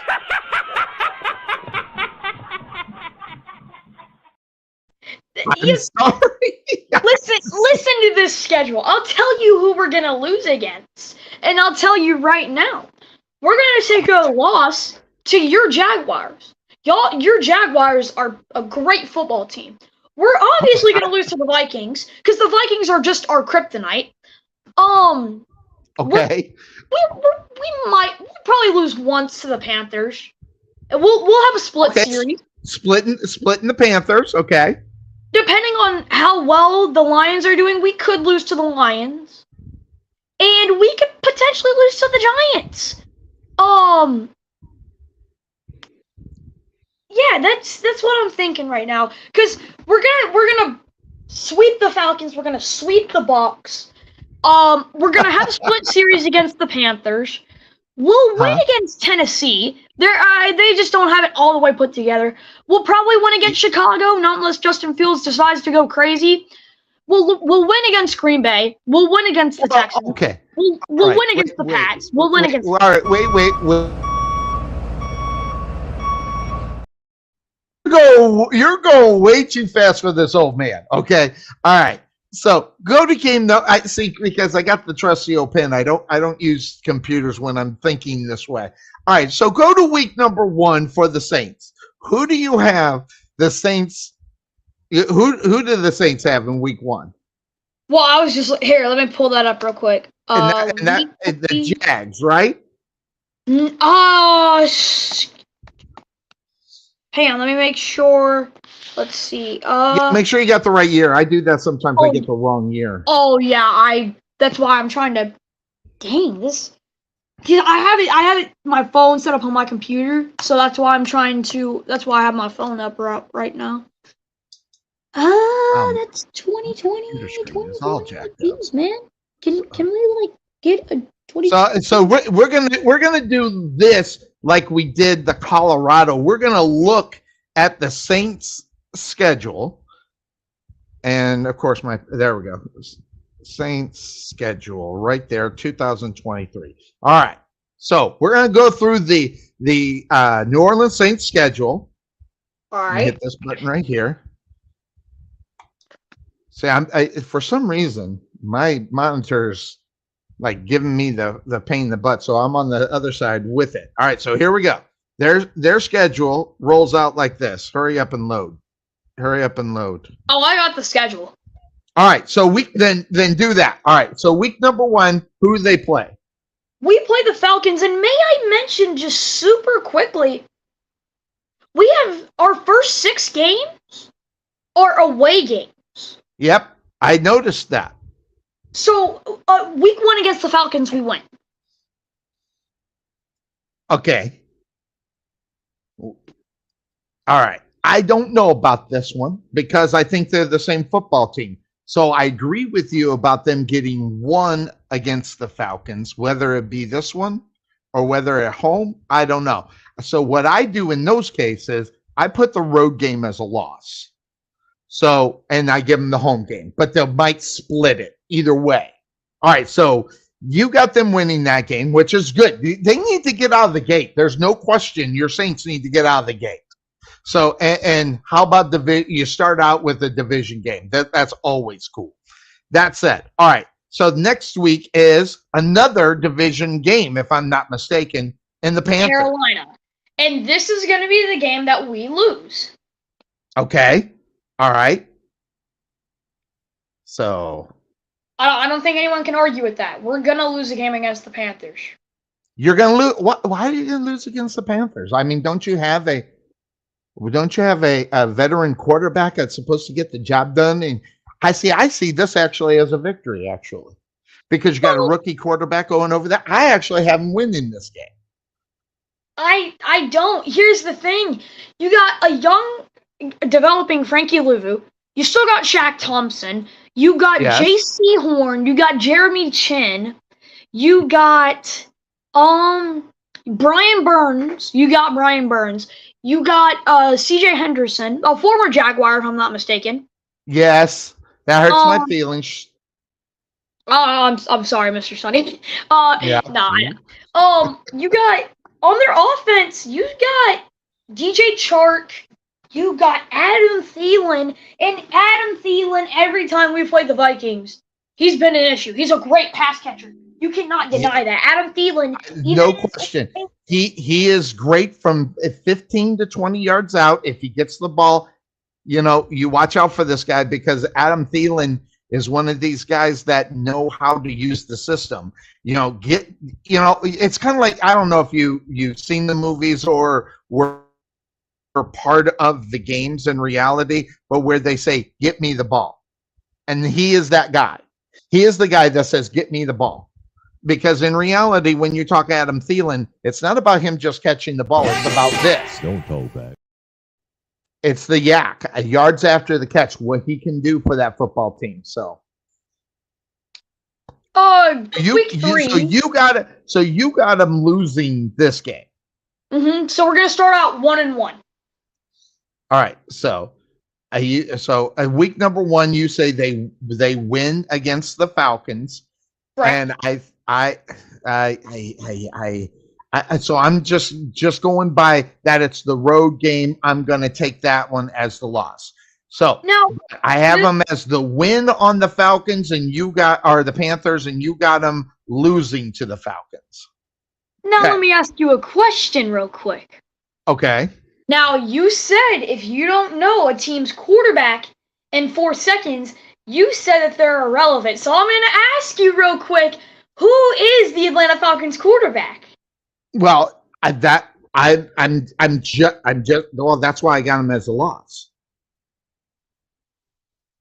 But I mean, no, I'm saying, like, because of who they are and who the Saints are, I don't think that they're going to win both games. So this is just the one I'm going to say that they lose, because their next home game I'm going to have against the Falcons, I'm going to have them as a win. So that's how I kind of work that out. Okay. All right. Okay.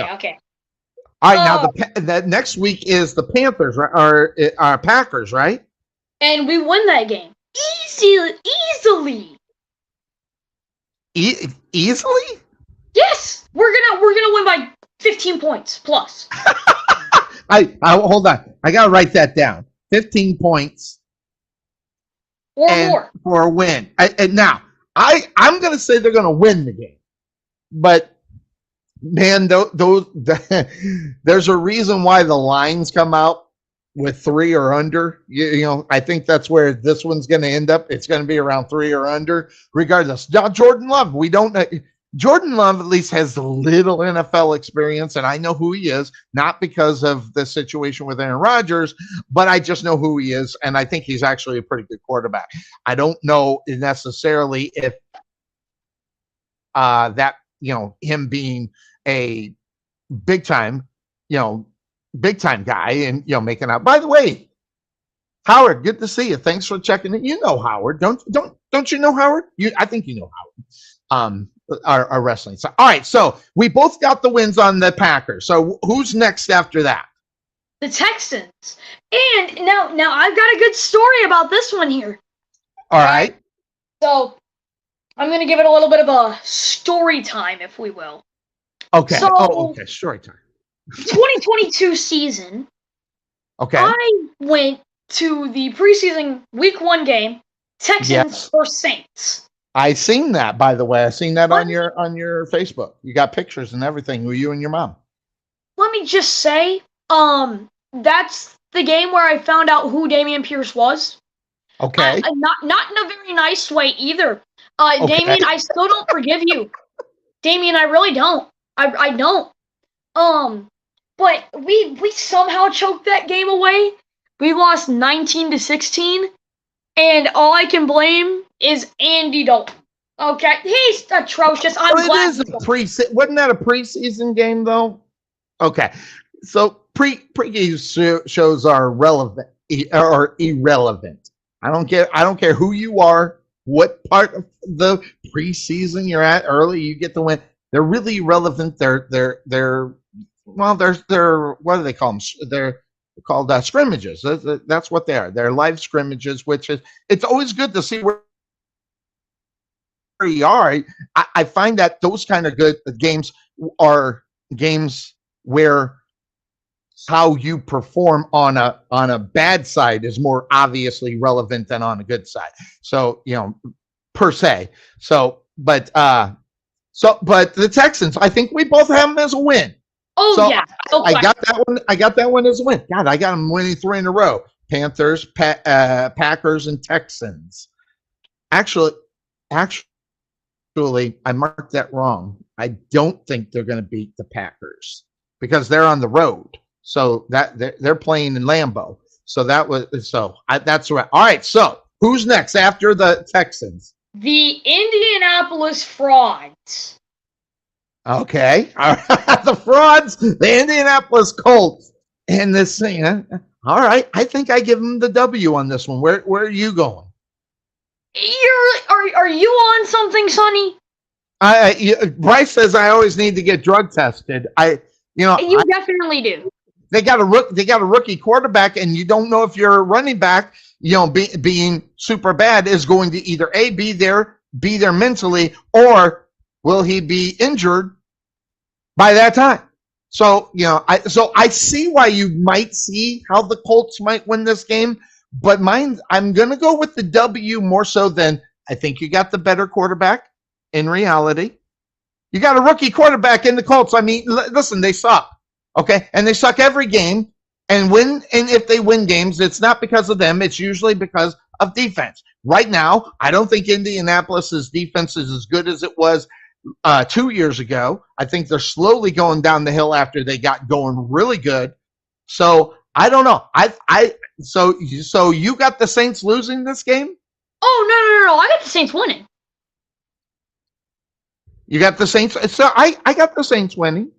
That's what. Okay. I thought you had. I thought you had it reversed. That's my bad, Sonny. No. I think they win this one. I think they win, and they should. All right. So then the 6th game. Who they got after that? The dreadful Vikings. Oh well, I don't think they were going to be able to get that victory. Do you think they can actually beat them? We were close in London. You think there's a hex on them, is what you think. That's right. You think there's something wrong with them against Minnesota. All right. So so who's after Minnesota? The Falcons, where we still take it off. This is the one I think they win. Do you think that the Saints win both of them? All right. Okay. So you think, all right. So we both are on the win side of that one. So let me put that Falcons. All right. So who's after the Falcons? The Carolina Panthers game that we lose. Panthers. All right. So Panthers, I have them winning. So I'm going to have them lose this one. And you think they're going to win this one? Yep. Okay. All right. So that is all right. So all right. Then the 9th game. Who's number 9? The Buccaneers, which is a win. The Buccaneers. This will be. I'll go ahead and I'll go with your W. But what I will say is, this is the game right there. Okay, that will, number one, prove that they're a really good football team or a really bad football team. Because if you let Baker beat you, okay, first of all, you're not going to shut Baker up after the loss. That's number one. Number two, later on in the season, especially if you lose this game, you better turn around and win it. So I'm going to go ahead. And is this game at home? That's their first home game, right? Oh no, this is our 3rd home game. Okay, so that's their 3rd home game. Yep. All right, so I got them winning that game. All right, so week 10. We have the Chicago Bears, which it's questionable, but I don't think the Bears are just there yet at this moment. And you think the Saints are? I mean, you think the Saints are in a better position than the Bears are with a new quarterback, the Saints, Derek Carr. So you think that so you got this one as a win. Now let me tell you why. Okay. The Bears' defense. That's simply it. Their offense, they can go. The offense could be amazing, but the thing is, The Bears, their number one corner, Jalen Johnson. Then it's Kyler Gordon. And then past that, I don't know who it is. So that leaves our wide receiver 3 or our tight end getting open. They don't have Roquan Smith. And they have a older Eddie Jackson that is getting injured more and more. Jaquan Brisker could play a factor as well, but because of the lack of people they have on defense, I really think the Saints pull out a win here. Okay. Not because the Bears don't have enough to show on offense, because their defense doesn't have enough to hold us back. Okay. Okay, then I know, and it's the only reason why I know this is I was watching a video.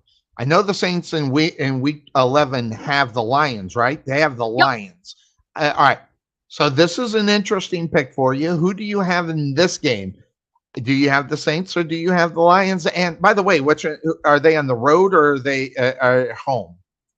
The rest of our games until so we have. Dang, hang on. This is not in order. It doesn't tell me what game it is. So week 1 is away, week 2 away, 3, 4, 5. Let me see how many home games we have. Well, I think let me see here. Lions is our 5th home game. And then we have Jacksonville at home, we have Tennessee at home, and then week 18 is the Giants at home. And the 3 games in between the Titans and the Giants are away. Well, the Lions game is at home. So you get the Lions at home.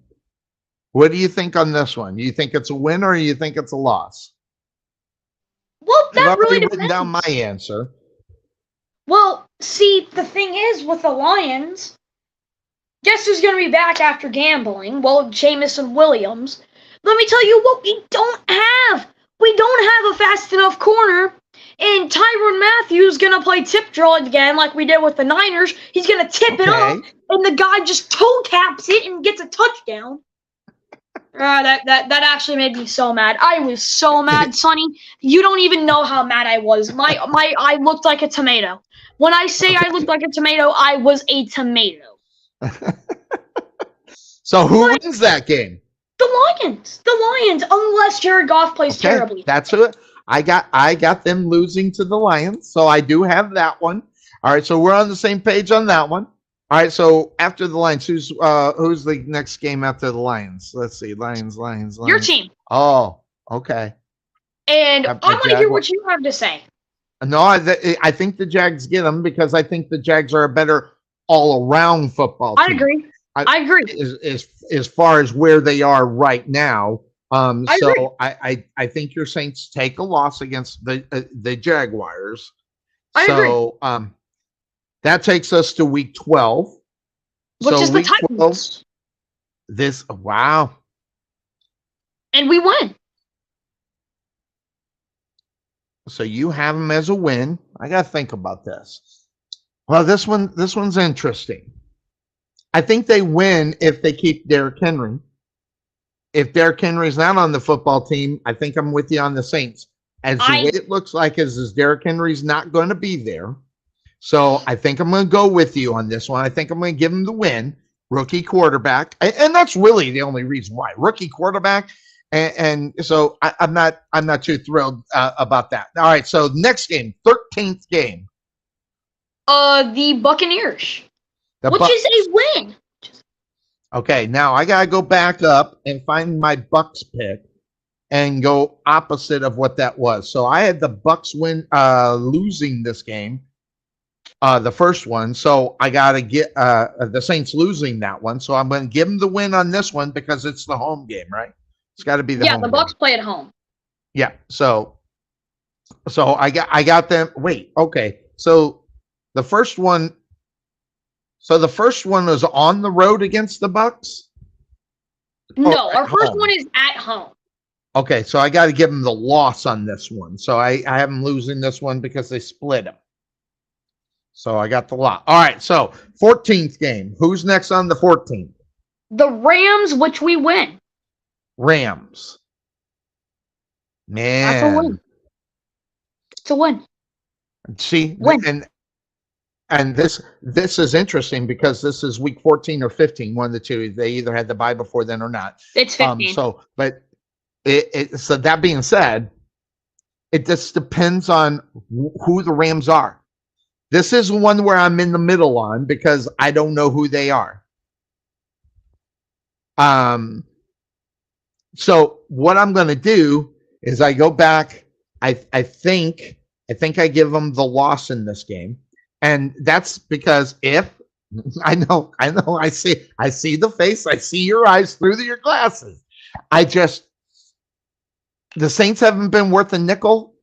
Now, last year the Rams weren't, but I think there was a personality conflict. There was a certain problem, and the Rams won the Super Bowl last year. So I based it up on the last 2 years. I'm going to go Rams on this one, but I will say if the Saints win, that would not shock me. So, but I'm gonna give that one to the Rams right now. Now, if the Rams are crappy up until there, they'll probably win that game. It just depends upon what Ram team that I think they're going to have at that time.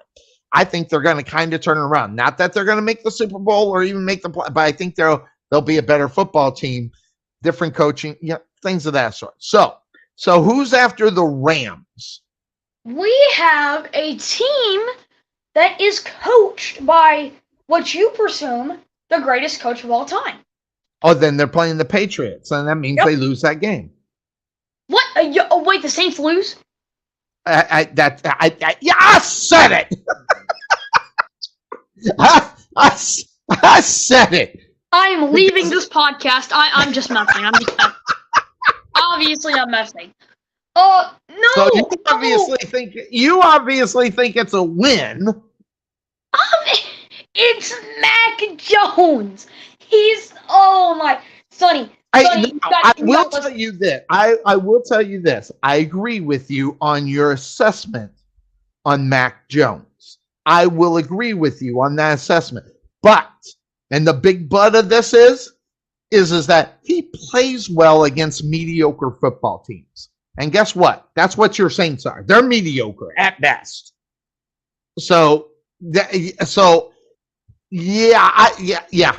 Patriot. All right, so 16. We got 2 more games. So 16. Who are they? Wait, who'd we miss?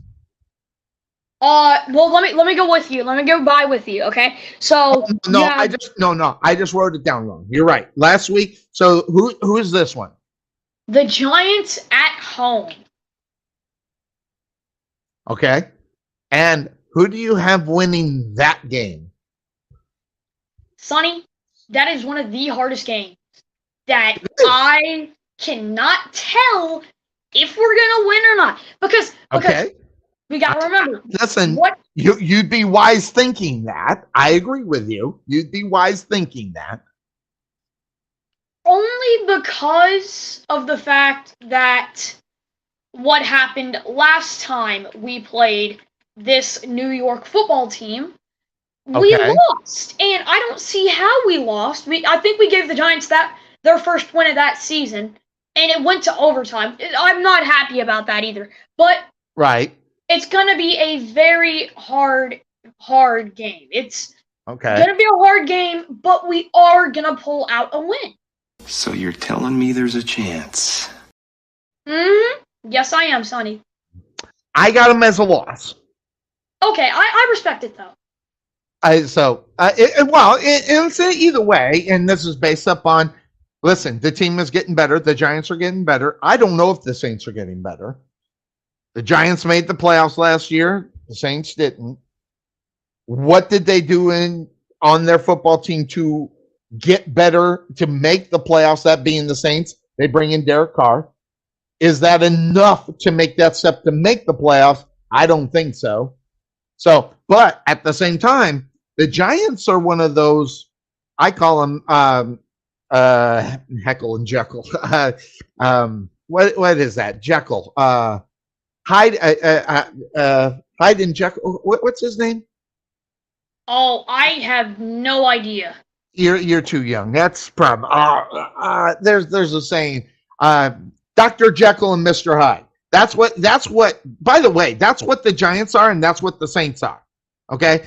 They don't know what team they're going to be. They don't know if they're going to be really good being Jekyll or being really bad being Hyde. So the Hyde and Jekyll portion of it, or Heckle and or Jekyll and Hyde. That's why it didn't sound right. Jekyll and Hyde. So that having been said, so if I go through this and I count your W's, there's 1, there's 2, there's 3, there's 4, there's 5, there's 6, there's 7, 8, 9, 10, 11, 12, 13. Jeez, you think this team is going to be in the Super Bowl, for God's sake. Now, I got 1, 2, 3, 4, 5, 6. I have them with a 6-game season this season. You're lying. Just based on it. Now, granted, I say 6 could get to 8. And if it gets to 6, you got to be happy. Well, as a fan, you're not going to be happy with it. But as a looking at it in a football perspective, based upon what they did last year, if you get 8 wins, you got to look at this as a successful season and something you can build on. And you won't get rid of Dennis Allen, by the way. So you better hope that I'm right if you want to get rid of him, and they're going to win 6 games so you can get your new head coach. Not unless Dennis Allen comes out of the blue. Listen, Dennis Allen gets 8 games. He's going to be the coach next year. It's just what's going to happen. Because they'll see the progression of the football team getting better, and that obviously will be because of Derek Carr. And then maybe teams coming together. Hey, we got a real quarterback will actually play. So that being said, I talked to Tom McManus about this years ago. Next time I talk to him, I'm going to ask him again. Do teams sell out when they know they're no good and they don't go balls to the wall? Unlike Tom McManus, regardless if he's 1-15, he's going to play balls to the wall. That's him. I want to find out if he thinks teams that are not in the playoffs don't go balls to the wall 24/7, and if they don't see they're making the playoffs, they don't put it all out on the line each and every week. So I'm going to ask him that next time we'll have him on. And we'll probably have him on probably around when they do the Hall of Fame. And so we'll probably have him back on around there because I don't like to steal a lot of his time. But we're going to have him out there. So I look at it. You got him at 13 wins. I got him less than half of that. So should be really interesting to see where you're saying. Hey, Z, if you're right, you're going to be a very happy fan of the Saints. Yep. Okay? Yep. Very, very. But here's what I will say. If you don't get past Baker Mayfield, you don't deserve to be in the playoffs. Yeah, I just said that too.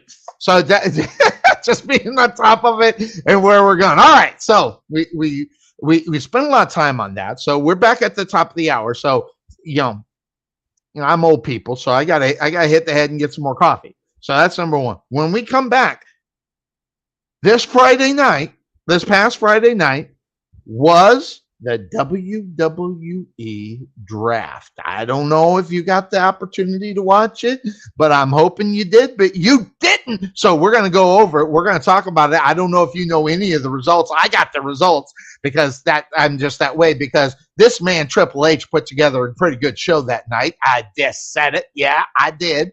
Because I like me some Triple H and what he does. So when we come back, we'll talk WWE. We'll talk about the draft, and if we have time, or if we're just going to go longer, I don't know. I never time the show. I put it 3 hours. We've done 5 hours before. Not that we will do 5 hours, but depending on what we do and how we do it and when we do it is what it's going to be. We're going to hit our commercials, and when we come back, it'll be that time talking WWE. We don't have any Trey Mack because by the way, just so that you know, Z, this show is not a priority over your family obligations. So you do family obligations first. Don't come to this show.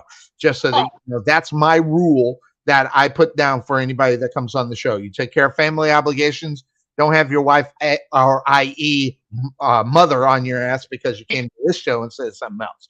That being said, we're going to take the quick break. When we come back, WWE talk and maybe a little bit more NFL talk. Actually, Deion Sanders is in the news. We'll talk about that first before we get into the WWF here on the Couch Potato Sports Show. And that being said, At Wesson General Contracting Incorporated, we're your one-stop shop for all your general contracting needs. We are locally owned and with over 20 years of experience, so roofing, gutters, sidings, fence staining, painting, foundation problems, or roof damage are no problems at all. Give us a call at 214-200-5588. That's 214-200-5588.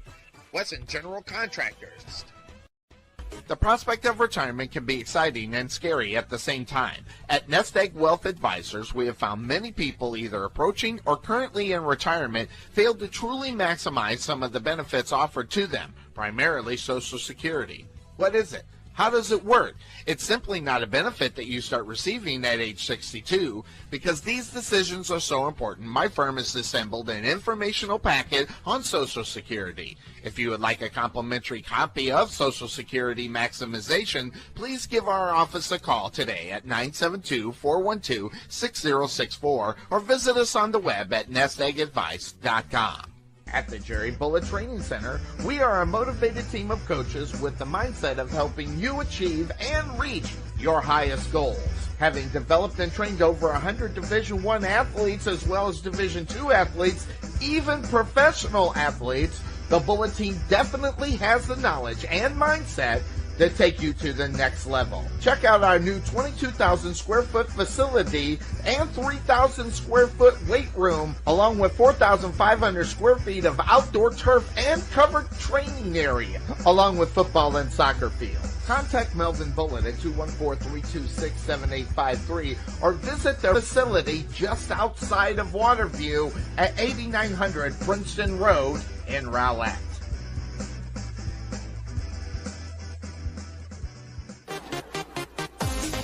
Being taken for a ride? Check out Casso Insurance, serving Texans since 1981. Bundle your home, auto, or business insurance and save a ton. Casso Insurance on the corner of Main Street and Rowlett Road, where we make insurance fun. Or check us out on the web at CassoInsurance.com, where we always have the coffee pot on. Yeah, but is it fresh?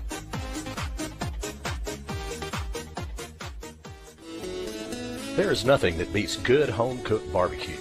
Since 1941, Dickey's Barbecue has done all the cooking and you take all the credit. Come see us today at our Rowlett location, 5701 President George Bush Turnpike, Suite 110 in the Target Shopping Center. Whether you want to eat in or take it home, we will fix you up. For lip-smacking, rib-tickling, knee-slapping, foot-stomping, great-tasting barbecue, come see us at Dickey's Barbecue today. Here at Fit Body Boot Camp, located in Saxe, the solution is here. Fast, long-lasting weight loss results and the healthy lifestyle you need to keep them. The key to your fat loss success is our signature afterburn workouts, as well as support and motivation from our world-class coaches, and an easy-to-follow nutrition program to help you keep the fat off. Visit your local Fit Body Boot Camp in Saxe today to see the difference for yourself, or give us a call at 214-463-3005. That's 214-463-3005. Fit Body Boot Camp, Saxe. Saxe Ice House is a non-smoking craft beer and beer pub located in the heart of Saxe. The Ice House was opened to provide a friendly, clean, and female-friendly environment. Saxe was lacking a place for service industry, date nights, and girls' nights, as well as happy hours. Excellent service and top-notch food are our priority. On Tuesday, we offer 79-cent wings, as well as half-price burgers on Mondays. So check us out at the Ice House, located at 6501 Highway 78 in Saxe, or give us a call at 469-304-1550, or check us out on the web at SaxeIcehouse.com. Go Mustangs! Ever want to know why Bill and I look so great on our broadcast? Check out K West Designs on Facebook to find out why. Check out all the samples that Kelly has up so you can see, especially if you have a special occasion that needs something original or design or something that says, this is our moment. Check out K West Designs on Facebook or give Kelly a call at 469-601-5856. That's 469-601-5856. K West Designs. Rich's Performance Muffler and Auto Care has provided complete auto repair services to the Wiley area since 2003. Whether it's alignments, brakes, air conditioning, muffler service, suspension, front-end auto services, or in my case, a Cadillac converter, Rich does it all. Stop by and see him at 603 Commerce Street, Suite 203 in Wiley, or give him a call at 972-461-0776. That's 972-461-0776. You'll be happy you called Rich instead of anybody else.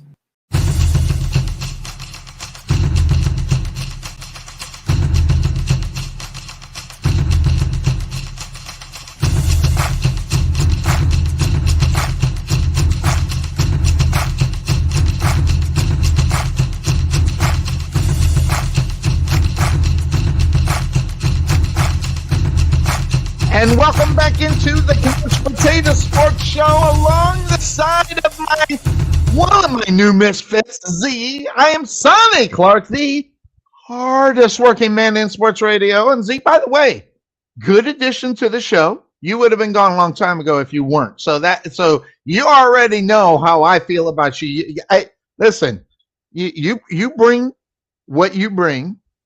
And you bring it with background instead of me. I got nonsense. So you got background. I got nonsense. That's what a great way to run a show. That being said, of course, that's the name of the show. God, we're nuts. But it is what it is. Good to see you, Z. Cuervo will be on air next week. He's finishing up the last bits of getting into his new home. And he still hasn't sent me the address to where I can send him his patches to put on. And just to let you know, Z, I got me a couple. So what you got to do is you got to find a couple of just blank shirts. And we will bring out, when I see you, whoa, turn it upside down. I'll bring this to you so you can put it on jersey, put it on that and have it for a couple of shirts. I don't know what size you got. So you got to get the shirts. I'll give you the patch and you can put them on there and do that. So, and Cuervo's, hey, I know what Cuervo's going to say. He says, this guy comes up on the show, he gets it that quick, and I've been on this show for 12 years and I haven't got him. Well, you haven't given me your address there, Cuervo, so you don't get any until I get him. So that's just me. I'm going to see him next week. Because we are going to be going to the indoor football game as the Frisco Fighters will be taking on the Duke City Gladiators. It's going to be a good and a lot of fun, by the way, just more than the fact. I love me indoor football. If I had my choice to go into an NFL football game or an indoor football game, I'm going to indoor football because I like it that much as far as that is concerned. Now, we talked about that. I said we were going to talk about the WWE, but I said we were going to talk about something else. What was it? Do you remember? Deion Sanders. Oh, yes. And the main reason is because I went ahead and uploaded the picture. So it's more, wait, where is it? Where is it? I know. Wait, I know it's in here. I uploaded it. I got to find the picture. There it is. All right. So here it is. Big news coming out of Colorado this past weekend. You take a look at that, and this is the part about players being able to do what this is. The portal is opened up, which, by the way, it opened up Pandora's box about players and whether or not they were going to stay or where they're not going to go. Then you have the egomaniac that is Deion Sanders cutting basically 19 players, and of course those players going to the portal because you got to remember they were recruited by the former regime and to play football there. Now, here's the bad thing about this, and this is where I don't like the portal. All right, so straight out, I'm going to get that out. I think it's the worst thing to happen to the NFL or to college football outside of paying the players, which I don't think the players should be paid. You're getting an education that's over $50,000 a year, free room and board and food. Good enough for me. That's payment. That's me. That's old school thinking. I get it. I got young people going, Sonny, you don't know what to yell. No, this thing worked even though it was a pain in the ass for all the years in college football until they decided to change the rules. Now, since they opened up the portal, which is actually for the players, as far as Colorado is concerned, they went to Colorado on an agreement based on the last regime, and now that agreement goes away. It also takes away from, and this is where I am going to call for the NCAA rules to change. This is where I'm going to call it, because of the portal and it opening up and doing what it's doing. I am going to say straight out, I think the NCAA makes them keep the full scholarship that they sign up for instead of dumping them like this is what Deion Sanders is doing. They're Lord knows, like if they're at the tip of Florida playing football, they go all the way to Colorado and then they say, no, just no go. We're done with you. I think that's just unfair to the players at that age that they are. That's just my belief. That's just my, thinking about the players. Everybody's thinking about the players. Well, let's think about the players just a little bit more and give them the 4-year ride for the school if they don't want to fulfill their side, or you get a Deion Sanders says, no, just go somewhere else, and they just throw you to the curb. This is the bad thing about the portal. This is the bad thing about being able to move from one team to the next. Now, if a player wants to move to the portal, totally understand it, get it, and I get it. But when you're cutting players based upon them going there for a 4-year ride, I think the school should be obligated for the school. And if the player doesn't want to go anyplace else, he can stay there, finish out his college degree based upon the negotiations and the changes of what they're doing. They're changing everything else, but they're not changing this aspect of the game. And that's the problem. If you're going to change it, open up the portal, give them reasons to kick and get out of there. They got to be able to give them some kind of security, because this is a contract. Okay. And the contract reads the way it reads, but that's what needs to change. They need to change the 4 corners of the contract and say, if you're going to come to this school, you're going to be a 4-year guy. Fine. Wonderful. If you get hurt and everything else, I don't even know if this is true or not. I don't know. But from my understanding, if they get hurt and they don't play, they don't get their scholarship. That's a problem too. I got a completely problem with that if that's what it is. I don't know. I don't. But in this case, with them, like the Deion Sanders deal, doing what he's doing, he's flexing his muscles, letting his ego out there. He has now left 19 players, and 19 of them have gone to the portal. So they wanted to play football for the regime that was there before. Now, so I'm going to ask you, where's your stance? Where's your feeling about now one Deion Sanders? We've talked about it before. You're a fan. And what do you think of him now? Is that a problem, or what's your take on it? The way it happened is what bugs me. Okay. Sitting there, you let go of, you just say you're kicking 19 players to the curb. Mm-hmm. That's exactly what you're doing. And it doesn't sit well with me.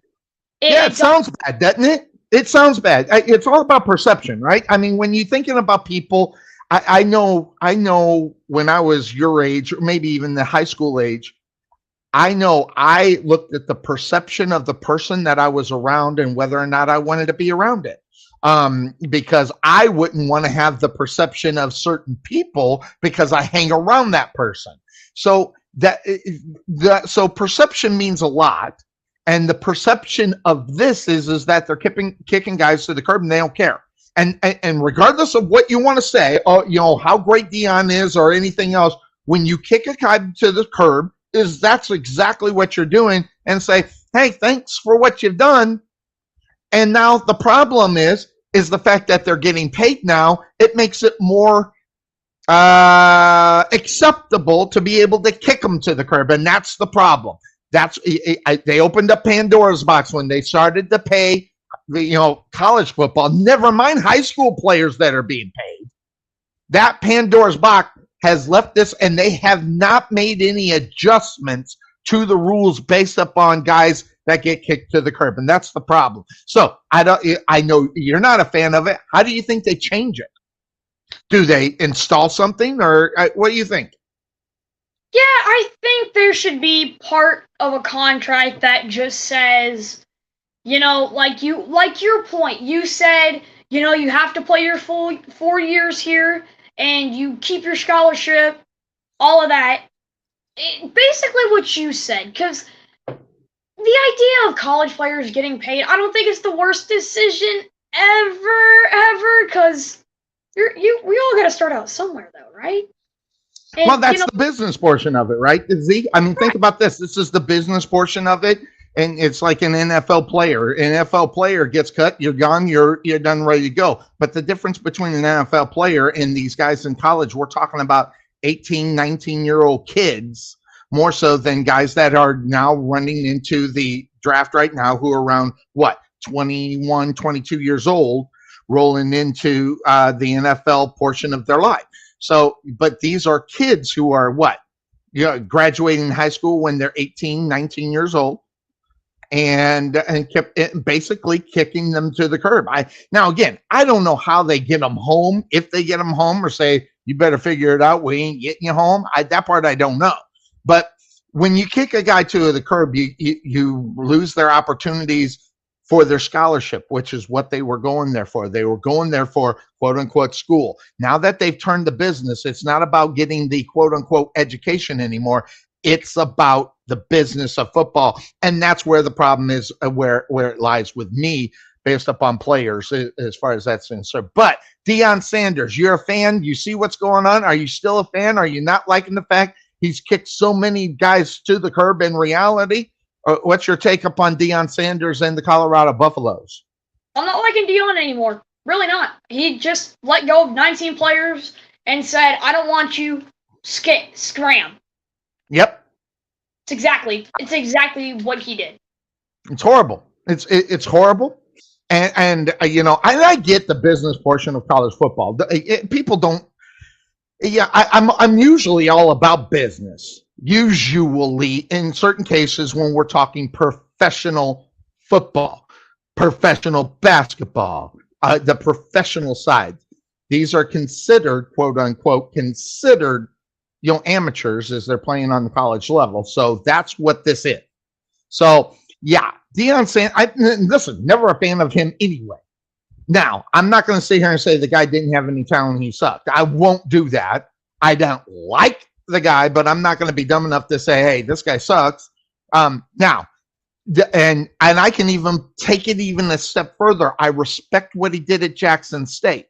I can respect it. But now, moving to the big leagues, collecting the big paycheck. Instead of worrying about the kids, he's worried about his paycheck. And that's what it wasn't about at Jackson State. So the change in philosophy on what you see with Deion Sanders, is not what turns me on whatsoever. And it makes it even worse about my feelings about him, unless, and I'll put the disclaimer on this, unless he finds a way to make sure that these kids are okay. If he just cuts them loose and that's the end of it, I have zero respect for the guy. So I'm hoping that he still does what he should do, which is, okay, we're taking away your scholarship. We got to get you home. The first thing they need to do is get that guy home. The second thing they need to do is offer them out something if they wanted to stay to complete their education to where they're not swallowing the whole deal. And that's where another thing I think where the college football and college scholarships needs to change. So it's a portion of it. I get maybe they want them to pay a little bit, but as far as, helping them out and getting there, I think they should be responsible to get that help for them to get that diploma or their degrees or whatever, and help them and take care of them. I honestly believe that. So, because you're still talking about relatively young kids that can barely sign a contract or understand what the hell they're signing in the first place. So there's a lot of that. And there's also a lot of, bait and switch and stuff like that when it comes to signing a guy to play college football as well. And the bait and switch is what really needs to be pounded on. This is your understanding of what's going on. But when the rules change, I think they need to change it also to help the players a little bit more than my understanding. Now, if my understanding is completely wrong, I'll swallow that all day long. Okay, well, Sonny didn't know what he's talking about. Well, that's normal occasion up on this show. So that being said, if I'm wrong about that situation and what they do, I will take it and I'll back off of it. But if it's the way I think it is, that's not good for the players. That's not good for the guys that are 19 years old. Now, Friday night, SmackDown. By the way, I love the draft. Even as bad actors as they are, sometimes I like the draft because I like. And here's something I'm going to throw out. I'm going to ask Z this question. I want to take you back 5 months. Okay. When the Royal Rumble was going on. Do you remember the Royal Rumble? Oh yeah. Did you like the Royal Rumble this year? We talking about the Royal Rumble match itself or just the whole pay-per-view? The whole pay-per-view. It was good. It was good. Yeah. Okay. Let me ask you a question. Would it have been better if you didn't know who was participating in the Royal Rumble? Yep. 100%. Yep. And this is this is really interesting because the way the WWE talks about how they feel about their fans feeling, I don't think I'm very far away I don't want to know who's going to be in the Royal Rumble. I want to be surprised when they go 4, 3, 2, 1, and not know, well, this guy's in there. And when they get down to the end, you knew it was Cody Rhodes. The element of surprise of the Royal Rumble is completely taken out, and I think they need to change that portion of it. But yeah, if you want to promote the matches that you're going to have at Royal, I'm all for that. But who's actually participating in the matches? I don't want to know. I want to be surprised. Do you think the element of surprise being gone affects the Royal Rumble or no? It definitely can, but it really depends on the perspective. Because, some matchups might be fun to know. Like, if you have a rivalry building up, you have, for instance, let's just take a rivalry from a couple years ago. Sami Zayn and Kevin Owens. NXT days. We'll go NXT days. If they were both in the Rumble, and I knew that they were both going to be in the Rumble, and I enjoyed that rivalry, and I knew that they were both going to be in that match, that might say, I'm going to be a little more interested in this than I once would have been. But, right.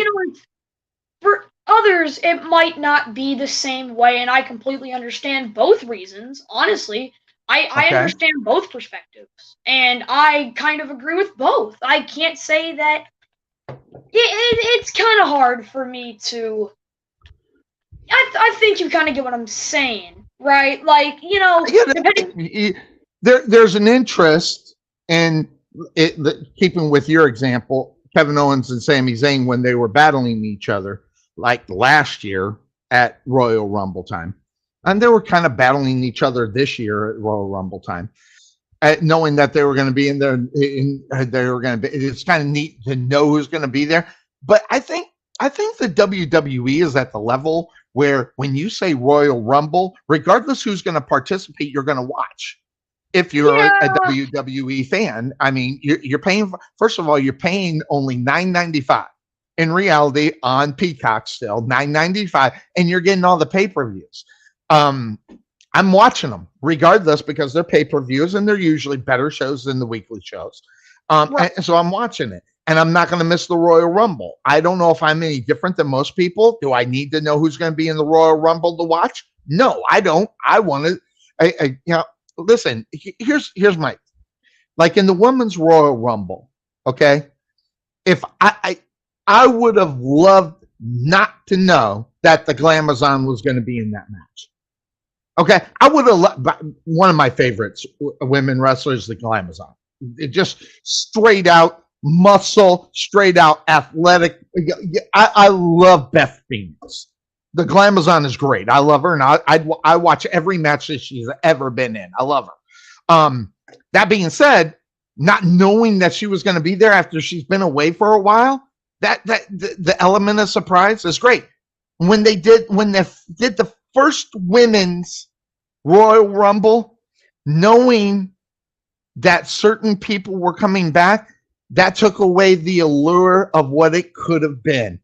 Yeah. Knowing that Trish Stratus or Lita or any of the ones that they brought back and having it being a surprise. I think I just would have been so much more excited about it than anything else as far as the Royal Rumble is concerned. So I would like to see them change the aspect of that, but I don't think, that's a sunny wish. I don't think that's ever going to happen, to where they don't announce who's going to be in it. And it's just kind of sad to me. I don't know. Yeah, I was just about to say that's kind of sad, I mean, it's just I can see why you would want to know about this, but at the same time, it gives you more of a surprise. If we wouldn't have known that Cody Rhodes is actually going to be in that match, I'm pretty sure it would have been way more of a louder pop. And it was a pretty good pop anyway, but it would have. I agree with you. I think it would have been louder. Absolutely. Yeah, I mean, you see. Oh, I'm trying to remember because someone returned. Oh, okay. Now considering the small arena of NXT, okay, right, and not many people being there. Yes. Remember when AJ Styles was shipped down to NXT for a little bit? Do. Speaking of AJ Styles, he got drafted last night. I agree. Yeah, but when he sent him down to NXT, that first, whenever his music hit, that was probably one of the loudest NXT pops we've heard in a while. I agree. Considering it was just NXT and there wasn't that many people, there might have been less than 1,000 people there. That's usually what it is. Yep. It sounded like a pop of about 5,000. Mm-hmm. Or at least to me. Just to me. So, speaking of AJ Styles gets drafted, and that being said, he's going to be on Friday nights on SmackDown. We haven't seen AJ in a while, but they got all three of them. The OC is going to be on SmackDown, which, by the way, makes me feel good, and I'm going to tell you the reason why. I love me some Doc Gallows because I've actually, we've talked about it before. I had a long, not just a sit down, like 2 or 3 minute talk with him. I actually talked to Doc Gallows for about 40 minutes, just talking to Doc and soaking in what he said. So for what I feel about it, as far as, Doc Gallows, I'm glad he's got a job. I'm glad they're going to hold it because I really honestly thought that the OC, that persona of what the OC was going to be one of the things that got cut based upon some of the reports coming out that the WWE wants to shut off $50 million a year of the thing. And I thought Doc and Gallows would be Doc Gallows and Carl Anderson would be one of those first cuts as far as that's concerned. So I'm glad to see him there. So AJ Styles on SmackDown, you liking it, loving it, hating it, or would you rather see him on Raw, or does it matter to you? It doesn't really matter to me because, I mean, if he were on Raw, he could go after the new heavyweight title, but you could really put him in a... Now, I was just about to say this, but I just remembered. Solo, Paul, and Roman were drafted separately from the Usos. Interestingly enough, you're right. It was Roman Reigns and Solo. They left the Usos to the side, and I don't know. I watched the draft. I watched the main event. You saw the Usos not able to regain the tag team championship on Friday, so they're out on their own little island. In reality, the question is going to be, and where are they going to be in the thoughts of the Usos? How are they going to do the bloodline with the separate, if that happens, because they still can get drafted back to SmackDown on Monday, which they do the second part of the draft. They could be drafted back to SmackDown. The question is do they do it? And it sounds like to me the way that it's kind of writing is they're trying to separate it. And I think we might see the Usos on Raw. I actually think that's actually a good place for them in reality, because depending on what you think the story or where the storyline is going to go, where's the storyline going to go? It kind of looks like they're writing off the separation between the island of Relevancy instead of the ocean of they called it something. I forget what they called it. But basically on an island of their own, that being the Usos. And will that be good, bad? Will that be heel, or will that be babyface? Right now they're kind of playing the heel side of it, which I think is always the best portion of anybody who wrestles. However, I understand the babyface side of it. Where do you foresee the Usos, and will they still remain heel, or do you think they'll turn and do the babyface to go up against Roman? Well, eventually they're going to have to split, right? I mean, the bloodline, it's been going on for too long, in my opinion. Way too long. You need to stop with that. You need to get rid of it, and you need to do something with it. That's what you got to do. You got to do something with it. I got an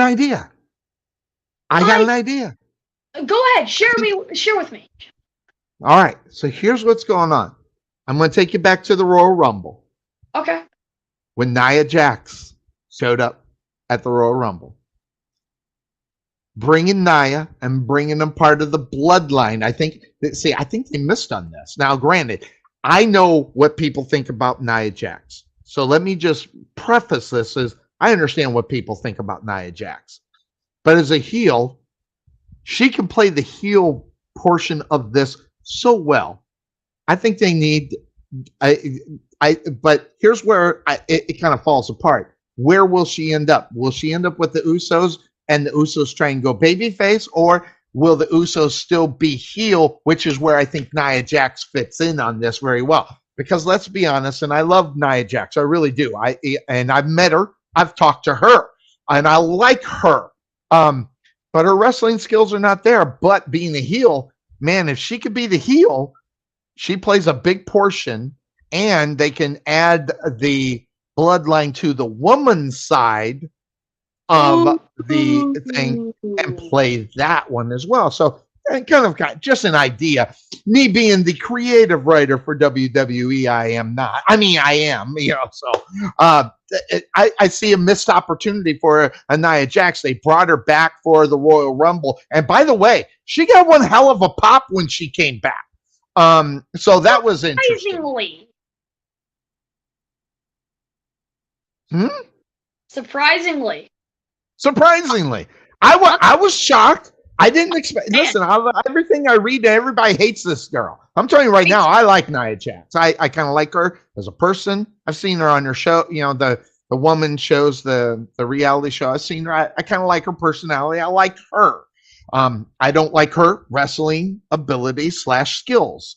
But at the same time, she knows how to bring heat, and that's the one thing that happens. And by the way, and this is what I'm going to tell you. If it wasn't for the fact of Nia Jax basically punching Becky Lynch's face off, Becky Lynch probably wouldn't be where she is today. So she should be thankful that she accidentally punched her square in the nose and broke her nose. That's just a personal opinion. I can see it. I can see what you're saying. So what do you think the bloodline should do? So you say dissipate. But then you got to ask yourself, how do you dissipate the bloodline? How do you do it? Well, I think eventually, I saw this in a video, and there's this guy on YouTube that does like WWE 2K videos, like the video. Okay. And he made it where Brock Lesnar kept going around Heyman and saying, you going through with the plan tonight? Are you doing this tonight with me? And that eventually sets off Roman. Roman turns on Paul. The Usos, for some reason, try and stick up for Paul. They get destroyed by Roman. So does Paul. Paul gets out of action. The Usos try, well, not out of action, but he's hurt. He can't do his managing counseling thing. The Usos go for revenge. Usos go babyface. Solo and Roman versus the Usos. And yeah, then that breaks up the bloodline. Interesting. I like the line. I like it. I like the story. It'd be interesting. You mentioned Cody Rhodes, though. So now Cody, he goes ahead. He's on Raw, which is where I think he needs to be, by the way. And it's more the fact of understanding SmackDown and Raw and where they are. SmackDown and Raw, let's just be honest, they want the superstars in reality on SmackDown because they get the more money from Fox more so than where they are with Raw. That's it. That's the reason why you see, and say whatever you want, okay? You may or may not even like him, but the commentator, Michael Cole, is with the A squad. And that's where the A players are going to be at as far as who's most popular, who's going to get more watches and watching that show on SmackDown. And that's the more important brand in reality because that's where you see more of the top tier superstars, at least in my opinion. I love Michael Cole. Michael Cole is... Corey Graves is close, but Michael Cole is my favorite commentator. Yep. He is. I read a lot about how people don't like him. So that's just where I'm coming from. I think Michael Cole is the best commentator, quite possibly outside of going old school when you go to Gorilla Monsoon and you go to those old school commentators. So I think he's the best thing and the fresh sound in reality. Yeah, don't get me wrong. I love the good old JR, but I think Michael Cole is so much better than he ever was. And JR was one of the best to ever do it. So that just goes to show where I think I think Michael Cole is head so much higher than any of the commentators. Now you mentioned Corey Graves. Corey Graves is trying to save Raw. They got to get rid of that commentator. Whoever that guy is, I just cannot stand it. And Corey Graves can only save that show on the commentary desk for so long. And they need to get that real guy in there. They need to bring that NXT guy up or go back and get Jimmy Smith. And I don't sure how all that went down or why it went down, nor do I care. But Jimmy Smith was awesome. And that guy in NXT, I don't even know who he is. I love listening to him. I don't watch a whole lot of NXT, surprisingly. I do know the main guys there, though. Has Braun Breaker been brought up yet?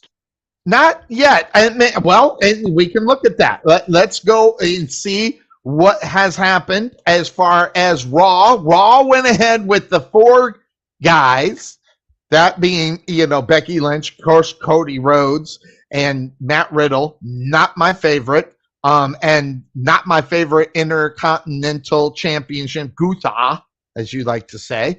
They make Gunther, but other ones that were drafted outside of the big ones. Drew McIntyre is back up on Raw. The Miz is back on Shinsuke Nakamura and the Indy Hartwell. That's the women's champion on NXT.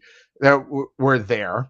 Now SmackDown, what had happened with them? They went ahead, did the bloodline with Roman and bringing Solo along with Bianca Belair, the Raw Women's Champion. So I think you can see though the SmackDown Women Champion going to Raw, and they switch titles. I think the regular things that they do.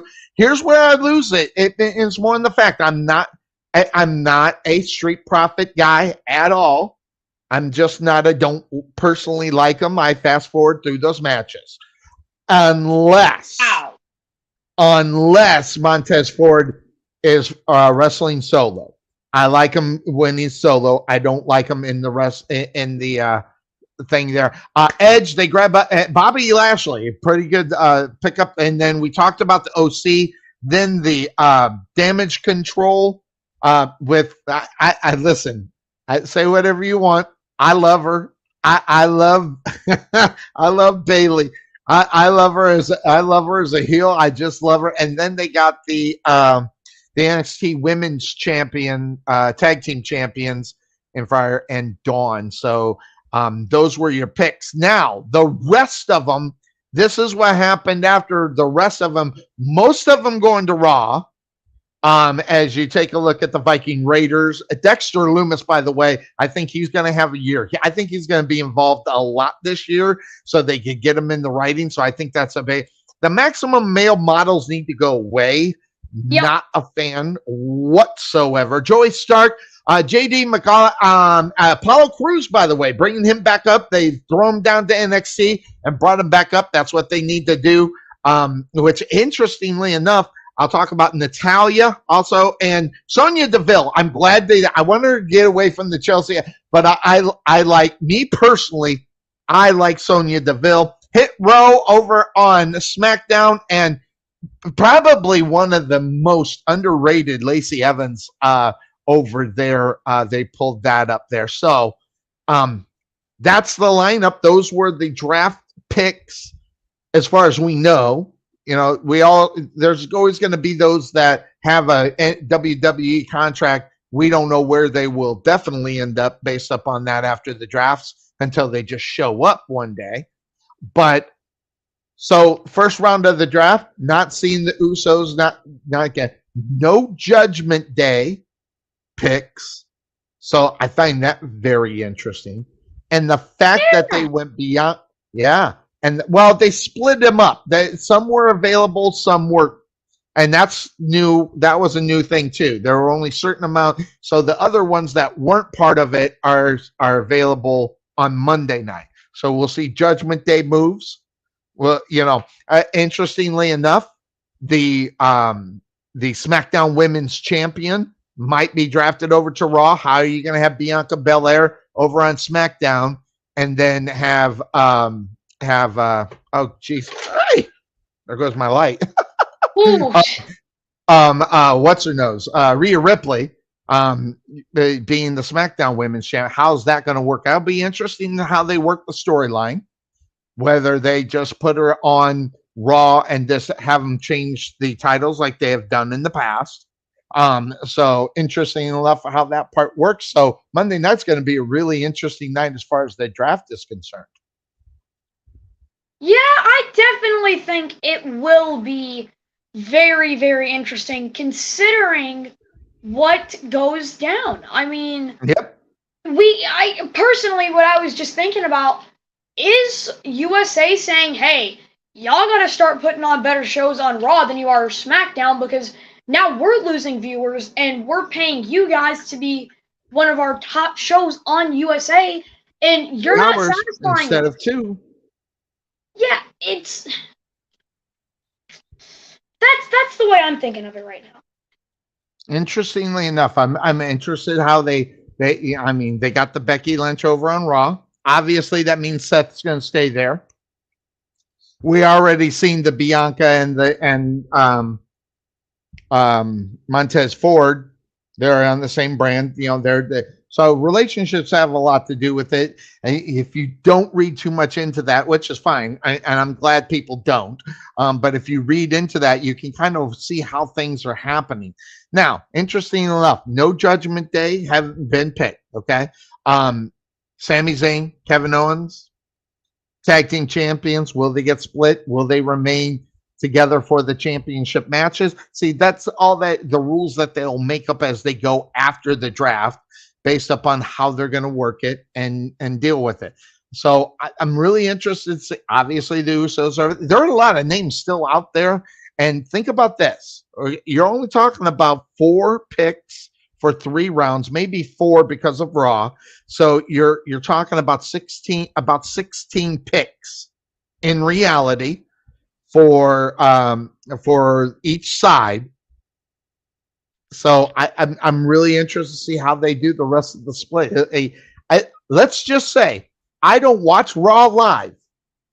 I'm going to watch Raw live this week just so I can see where it goes and not be disappointed on Tuesday morning when I'm rolling through my Facebook and everybody has where everybody went. So I'm actually going to watch it live. So when I wake up Tuesday morning, I don't have to worry about, being disappointed or being, having all the wins before I watch it. So I got to watch it Monday night. So that means a nap during the day. So, that's where we're at. So how the WWE is working and what they're doing.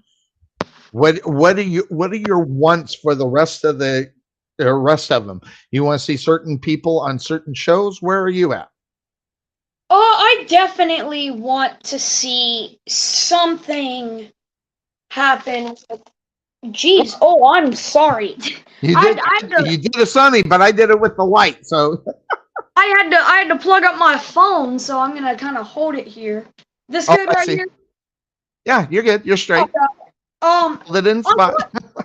I want to see Braun Breaker go up to Raw or SmackDown. I think that happens. I want to see Carmelo Hayes go up to Raw or SmackDown. I want to see it. I personally think Carmelo over Braun, though. I like Carmelo more than I do Braun. Personally, we don't need two Brauns on the same show. Let's just be honest. Yeah, split them up. I get it. But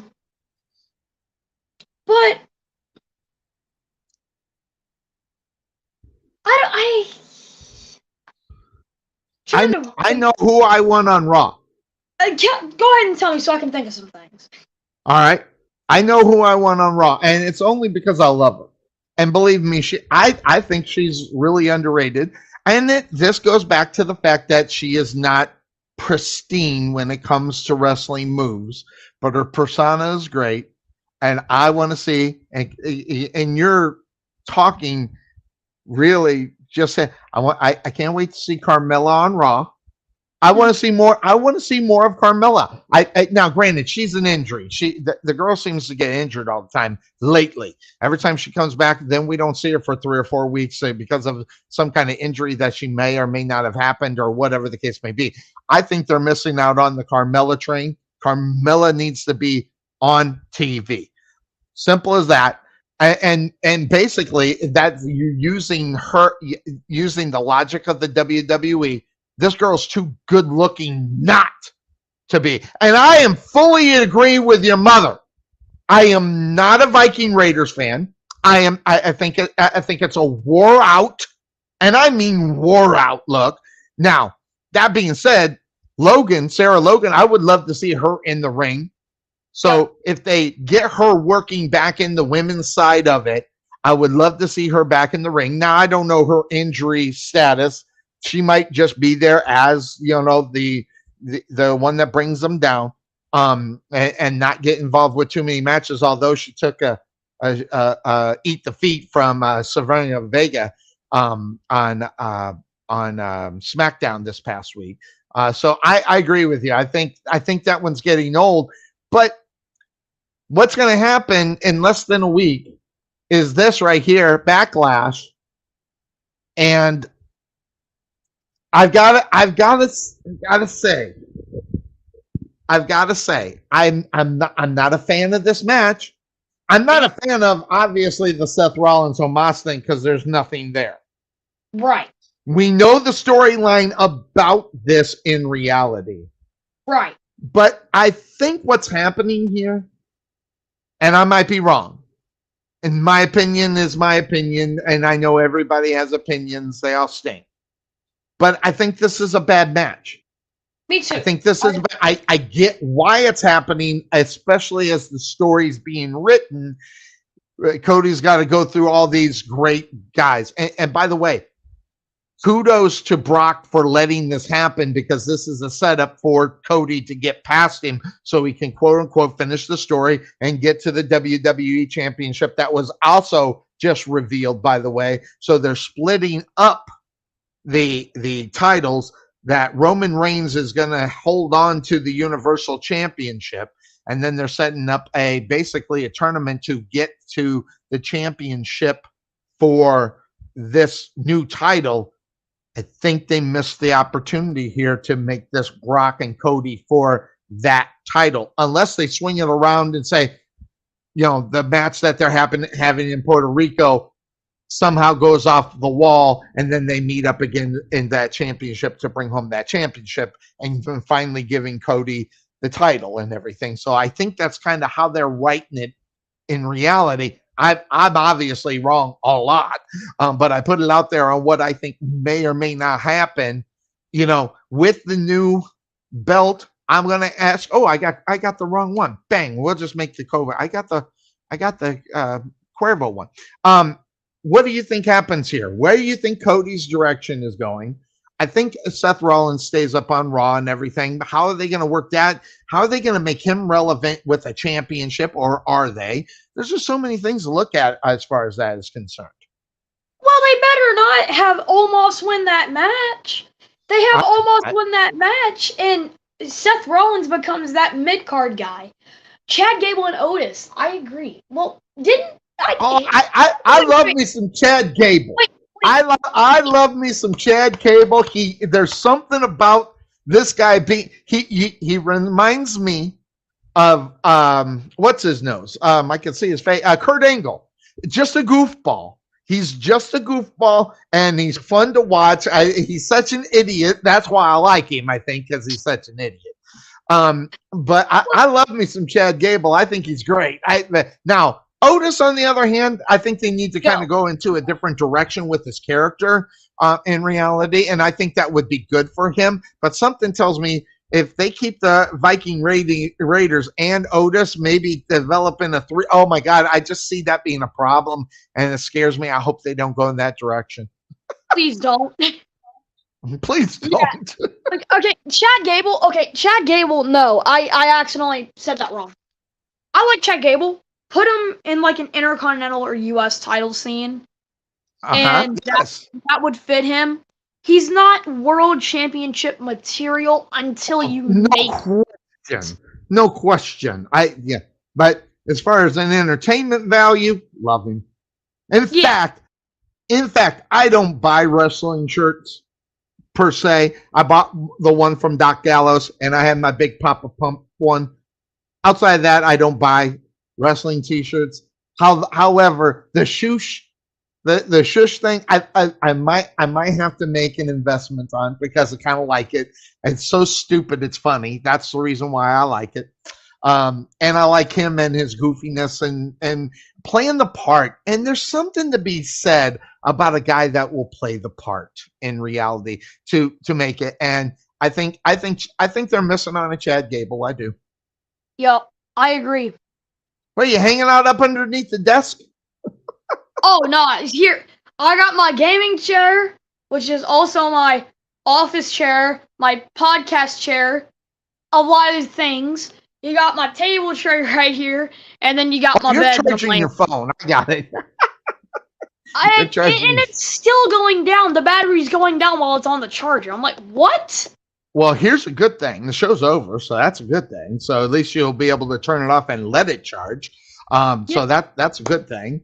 But that's where we're at. We're at the end of the show, which is, and granted, we didn't even touch. I mean, I got so many things to talk about. Look at all the things that we did not talk about.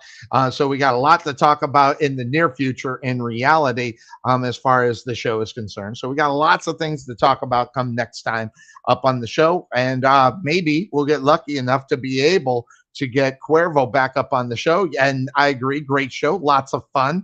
And that's what Sundays are. Listen, I say it all the time. We're not the best, but I sure have a ball. And that's the only thing I care about, is if I'm happy and I'm having a good time. If anybody else comes in and has a good time with me, I hope they do. But that's where I'm at. So that being said, good show. Good to see you, Z. We'll see you next Saturday.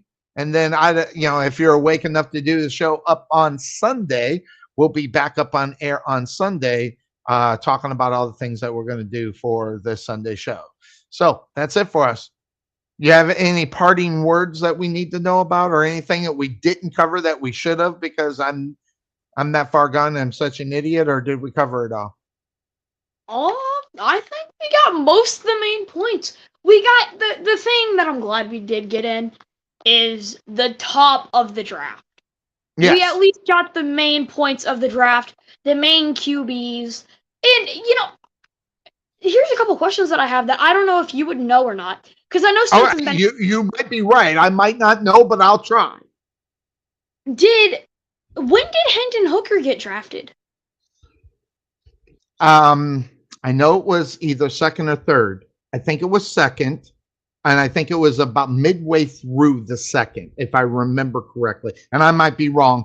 But I know he got drafted. I know, but I think it was in the second round, midway through. I forget the team that he was on that picked him. And did Max Duggan get drafted? The name sounds familiar, but I don't know TCU where he got. quarterback. I think he did, but I'm not sure where he did. There was how many rounds? 6 rounds. Seven. Is it 7? I thought it was 6, but you might be right. You probably know more. I don't usually see. I normally don't keep track of the draft after round 3 because most of those guys are either A, not even going to make the team, or B, they're basically projects that they're going to have to figure out what they're going to do. So, and they normally don't make the team. And if they do, you see them on the practice squad a lot more so than actually in the uniforms. And something we're not going to see is Mr. Irrelevant go off because Mr. Irrelevant was drafted by the Rams and he's a right end. So I don't think he's going to get any playing time over Aaron Donald. So we're not going to have a reoccurrence of what happened this year. Unless they move him to a different position until he can maybe make that step, Watch him have like 20 sacks or something. Well, that's you're not going to see that out of the rook, but I get your point. I exactly get your point. Now, if he shows that he can play at a different, because you're not going to take Aaron Donald off the field, that's not going to happen. Obviously. But if he can put it up or shut up on a different position, maybe he hangs out a lot. So who knows? So, well, that's going to do it. It's nap time for Sonny. And I am out. I hope everybody has a great weekend. Always good to see. Wait, what happened? Wait, I'm missing something. I know I put it in here. Oh, there it is. Okay. So I lost my outro. Anyway, we're all set. Everybody catch us next week up on the show. Anything big news that'll pop up, we'll bring Cuervo in during the week if that happens. If not, Sunday, tentatively, noon to 3, like we got going on now. So for the Z-Man, I am Sonny Clark, the hardest working man in sports radio. We're out of here, everybody. Take care.